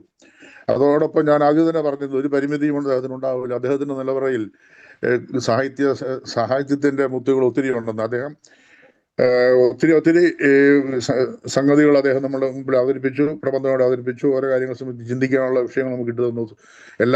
എല്ലാവരും വളരെ ഭംഗിയാതെ ഏറ്റെടുക്കുകയും അതിൻ്റെ മറ്റു വശങ്ങളിലേക്ക് സഞ്ചരിക്കുകയും വളരെ സജീവമായ വളരെ രസകരമായിട്ടും വളരെ അർത്ഥവത്തായിട്ടും അത് നിർവഹിക്കാൻ നമുക്ക് സാധിച്ചു. അത് എസ് ജോർജ് സാറിൻ്റെ വിഷയം തിരഞ്ഞെടുത്തതിലുള്ള മികവ് തന്നെയാണ്. പ്രത്യേക അഭിനന്ദനങ്ങൾ സാർ. Okay, thank U. അടുത്തതായിട്ട് എസ് ജോർജ് സാറിനെ ഒരു മറുപടി ഈ അവതരണത്തിലേക്ക് ക്ഷണിച്ചുകൊള്ളുന്നു. ആദ്യമായിട്ട് താങ്ക് യു എല്ലാവർക്കും, ഇതിൽ പങ്കെടുത്ത എല്ലാവർക്കും, അഭിപ്രായം രേഖപ്പെടുത്തിയ എല്ലാവർക്കും ഞാൻ ഹൃദയത്തിൻ്റെ ഭാഷയിൽ നന്ദി പറയുന്നു. എല്ലാവരും വളരെ കാര്യമാത്ര പ്രസക്തമായ കാര്യങ്ങൾ തന്നെയാണ് ഇന്ന് പറഞ്ഞത്. ഞാൻ ആദ്യമായിട്ട് പറയട്ടെ, നാടകത്തെ പറ്റിയല്ലായിരുന്നു എൻ്റെ വിഷയം. പഴയകാല മലയാള നാടക ഗാനങ്ങളാണ് എൻ്റെ മുഖ്യ വിഷയം, അതാണ്. അപ്പോൾ അതിനെ ചുറ്റിപ്പറ്റി പാർശ്വവൽക്കരിച്ച കുറെ നാടക കമ്പനികളെയും മറ്റ് അത് എഴുതിയവരെയും പാടിയവരെയും ഒക്കെ ഞാൻ പരാമർശിച്ച് തൊട്ട് തലോടിപ്പോയി എന്ന് മാത്രമേ ഉള്ളൂ. പിന്നെ 20 മിനിറ്റ് ഞാൻ അതാണല്ലോ പരിമിതികൾക്കുള്ളിൽ ആദ്യം തന്നെ പറഞ്ഞല്ലോ. എനിക്ക് ദീർഘമായിട്ട് ഇതൊരു സമുദ്രം മാതിരി വിശാലമായ ഒരു വിഷയം തന്നെയാണ്. ഇത് ദിവസങ്ങളോളം എടുക്കും ഇതിനെ പറ്റിയൊക്കെ നമ്മൾ കുത്തിയിരുന്ന് പറയാൻ തുടങ്ങിയാൽ. അപ്പോൾ 20 മിനിറ്റിൽ ഇത്, അതുകൊണ്ടാണ് ഞാൻ പരിമിതിക്കുള്ളിൽ നിന്നുകൊണ്ട് പറയുന്നു എന്ന് ആദ്യം തന്നെ പറയാനുണ്ടായ ഒരു സാഹചര്യം. അപ്പോൾ 1947 ശേഷം, ഞാനത് പ്രത്യേകം പറഞ്ഞു, സ്വാതന്ത്ര്യത്തിന് ശേഷമുള്ള നാടകം, അല്ലാതെ പഴയ കാലത്തേക്ക് കടന്ന് ഒത്തിരി പോകാൻ എനിക്ക് സമയമില്ല. അതുകൊണ്ടാണ് ഞാൻ പഴയ അതൊന്നും സ്പർശിക്കാതിരുന്നത്. ഒന്നും മനഃപൂർവ്വമല്ല. പിന്നീട് വേറൊരു കാര്യം, ഇവിടെ ഈ അമേരിക്കയിലും നാടകങ്ങൾ നടന്നിട്ടുണ്ട്. ഇപ്പോഴല്ലേ നാടകങ്ങൾ കുറവ്. അന്ന് 1975 ഞാൻ വന്നു അമേരിക്കയിൽ. അപ്പോൾ 80, 85, 86 ഇവിടെ മലയാളി സമാജങ്ങളെല്ലാം ധാരാളം നാടകങ്ങൾ എഴുതിയിട്ടുണ്ട്. ഇവിടെ ഇത് ഇപ്പോൾ ഞാൻ തന്നെ പറയുകയാണ്, ഞാൻ തന്നെ ഒരു 5-10 നാടകത്തിൽ ഇവിടെ അഭിനയിക്കാൻ പ്രേരിതമായിട്ടുണ്ട്. ഞാൻ അഭിനയിച്ചിട്ടുണ്ട് ഇവിടെ ന്യൂയോർക്കിൽ വെച്ച്, ഞങ്ങളുടെ ഇന്ത്യ കാത്തലിക് അസോസിയേഷൻ, പിന്നെ അതേമാതിരി ഇന്ത്യൻ അമേരിക്കൻ ഫോറം, അത് വെസ്റ്റ്ചെസ്റ്റർ മലയാളി അസോസിയേഷൻ, ഫോക്കാനയുടെ ആരംഭകാലത്ത് ഒക്കെ അങ്ങനെയൊക്കെ നാടകങ്ങൾ ഞങ്ങൾ സംഘടിപ്പിച്ചിട്ടുണ്ട്. തീർച്ചയായിട്ടും ഞാൻ തന്നെ എഴുതി അവതരിപ്പിച്ച ഒരു നാടകത്തിൻ്റെ ഒരു 2 വരി ഈ അവസരത്തിൽ ഞാൻ പറയാൻ ആഗ്രഹിക്കുന്നു. ഞാൻ തന്നെ എഴുതിയതാണ്, അത് ന്യൂയോർക്കിൽ അവതരിപ്പിച്ചതാണ്. അതിൽ ഒരു ചെറിയ ഗാനം 2 വരി ഞാൻ പറയാം. അത് ആ നാടകത്തിൻ്റെ പേര് മറിയാമ്മ കേരളത്തിലേക്ക് എന്നാണ്. മറിയാമ്മ കേരളത്തിലേക്ക്. ഇപ്പം മറിയാമ്മ കേരളത്തിലേക്ക് എന്തിനാ പോകുന്നത്? കല്യാണം കഴിക്കാൻ പോവുകയാണ്. സാധാരണ ആദ്യമൊക്കെ ഒരു വിസയൊക്കെ കിട്ടി മറിയാമ്മ നേഴ്സിലൂടെ വന്നിറങ്ങുന്നു. ഒരു 2 കൊല്ലമൊക്കെ കുറച്ച് ഡോളറൊക്കെ സമ്പാദിച്ച് പുള്ളിക്കാരി പത്രത്തിലൊരു പരസ്യമൊക്കെ കൊടുത്ത് പോകുന്നു നാട്ടിലേക്ക് കല്യാണം കഴിക്കാൻ. അപ്പോൾ അത് സമയത്ത് ഞാൻ അതിനു വേണ്ടി ആ നാടകത്തിൽ ഞാനും ഉണ്ടായിരുന്നു. ഓക്കെ, ഒരു ചെറിയ പാർട്ട് എനിക്കും ഉണ്ടായിരുന്നു. അപ്പോൾ അതിൽ ഗാനങ്ങൾ എഴുതിയത് ഞാനാണ്. പാടിയത് വേറെ ആൾക്കാരാണ്. ആ നാടകത്തിൻ്റെ രണ്ടുപേര് മറിയാമ്മ നാടകത്തിൽ അവിടെ കേരളത്തിൽ ചെന്നു അന്നൊക്കെ ഇപ്പോഴത്തെ രീതി അല്ലല്ലോ. അന്ന് ഈ നാട്ടിൽ ഈ അമേരിക്കയിൽ നിന്നെല്ലാം ആൾക്കാർ സൂട്ട് കേസുമായിട്ടൊക്കെ വരുമ്പോൾ എന്തൊക്കെ നമുക്ക് കൊണ്ടുവന്നു എന്നുള്ള പെട്ടി തുറക്കാൻ. അത് കാഴ്ചക്കാര്, ചാർച്ചക്കാര് എല്ലാം ഒത്തിരി പേര് പെട്ടി തുറക്കുന്നത് കാത്തിരിക്കുകയാണ്. ഇപ്പം മറിയാമ്മ നാട്ടിൽ ചെന്നു, പെട്ടി തുറന്നു. എന്റെ കാലം ഇതാണ് അന്ന്. സോപ്പും ജീപ്പും വളയും കാപ്പും കപ്പും കൊടിയും, സോപ്പും ജീപ്പും വളയും കാപ്പും കപ്പും കൊടിയും, പൗഡർ സെറ്റുകൾ പാവക്കുട്ടികൾ, തോക്കുകൾ പിന്നെ സ്പ്രേയും, പൗഡർ സെറ്റുകൾ പാവക്കുട്ടികൾ, തോക്കുകൾ പിന്നെ സ്പ്രേയും, സോപ്പും ജീപ്പും വളയും കാപ്പും കപ്പും കൊടിയും, കപ്പും കാപ്പും കൊടിയും, കാപ്പും കപ്പും കൊടിയും. അപ്പോൾ ഇതൊക്കെ മേടിക്കാൻ കുട്ടികളും എല്ലാം വന്നിരിക്കുകയാണ്. അത് ഞാൻ എഴുതിയൊരു ഇതാണ്. ഇങ്ങനെ പിന്നീട് ഇങ്ങനെ കുറച്ച് ഒക്കെ ഉണ്ട്. ഞാൻ ഇതൊന്നും ചൊല്ലാനുള്ള അവസരമല്ല. അപ്പോൾ ഇങ്ങനെ നോക്കിക്കഴിഞ്ഞാൽ ഒത്തിരി ഉണ്ട്. അപ്പോൾ ഇവിടെ ഇപ്പോഴും ചില സമയത്തൊക്കെ നാടകങ്ങൾ അപൂർവമായിട്ടുണ്ട് നമ്മുടെ മലയാളികളുടെ ഇടയിൽ ഒക്കെ. അതും ഒരു നോസ്റ്റാൾജിയ തന്നെയാണ്. പിന്നെ ഇവിടെ നാടക കമ്പനികൾ ധാരാളം. ഇപ്പോൾ ചങ്ങനാശ്ശേരി ഗീത ആർട്സിനെ പറ്റി നമ്മുടെ ജോസഫ് പുന്നോലി സാറ് പറഞ്ഞു. അതേമാതിരി ഒത്തിരി നാടക കമ്പനികളുണ്ട്. ഞാനതിൻ്റെ ഒന്നും പേര് എടുത്തു പറയാൻ ഒക്കെ നൂറുകണക്കിന് നാടക കമ്പനികളുണ്ട്. അപ്പോൾ KPSC കൂടുതലായിട്ട് പറഞ്ഞു എന്ന് മാത്രമേ ഉള്ളൂ.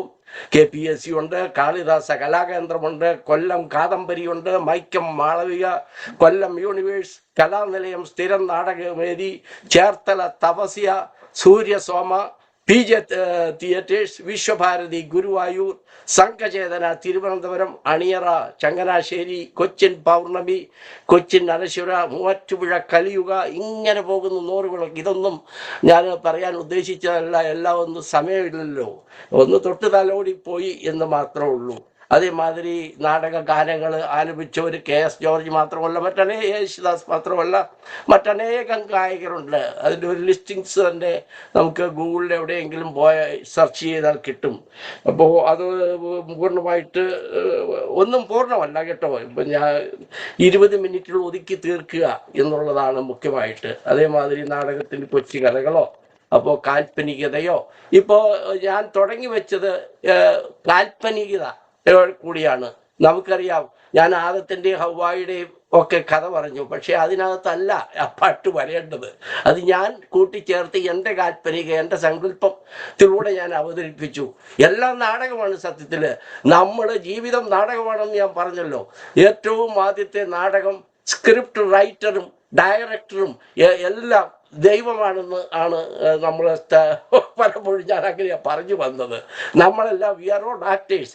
ഇപ്പോഴ് എന്നെ കേട്ടുകൊണ്ടിരിക്കുന്ന നിങ്ങളെല്ലാം, നമ്മളെല്ലാം ജീവിതം അഭിനയിക്കുന്നവരാണ്, അഭിനേതാക്കളാണ്. ഇവിടെ ഇപ്പോൾ ഇരിക്കുന്ന എല്ലാവരും അഭിനേതാക്കളാണ്.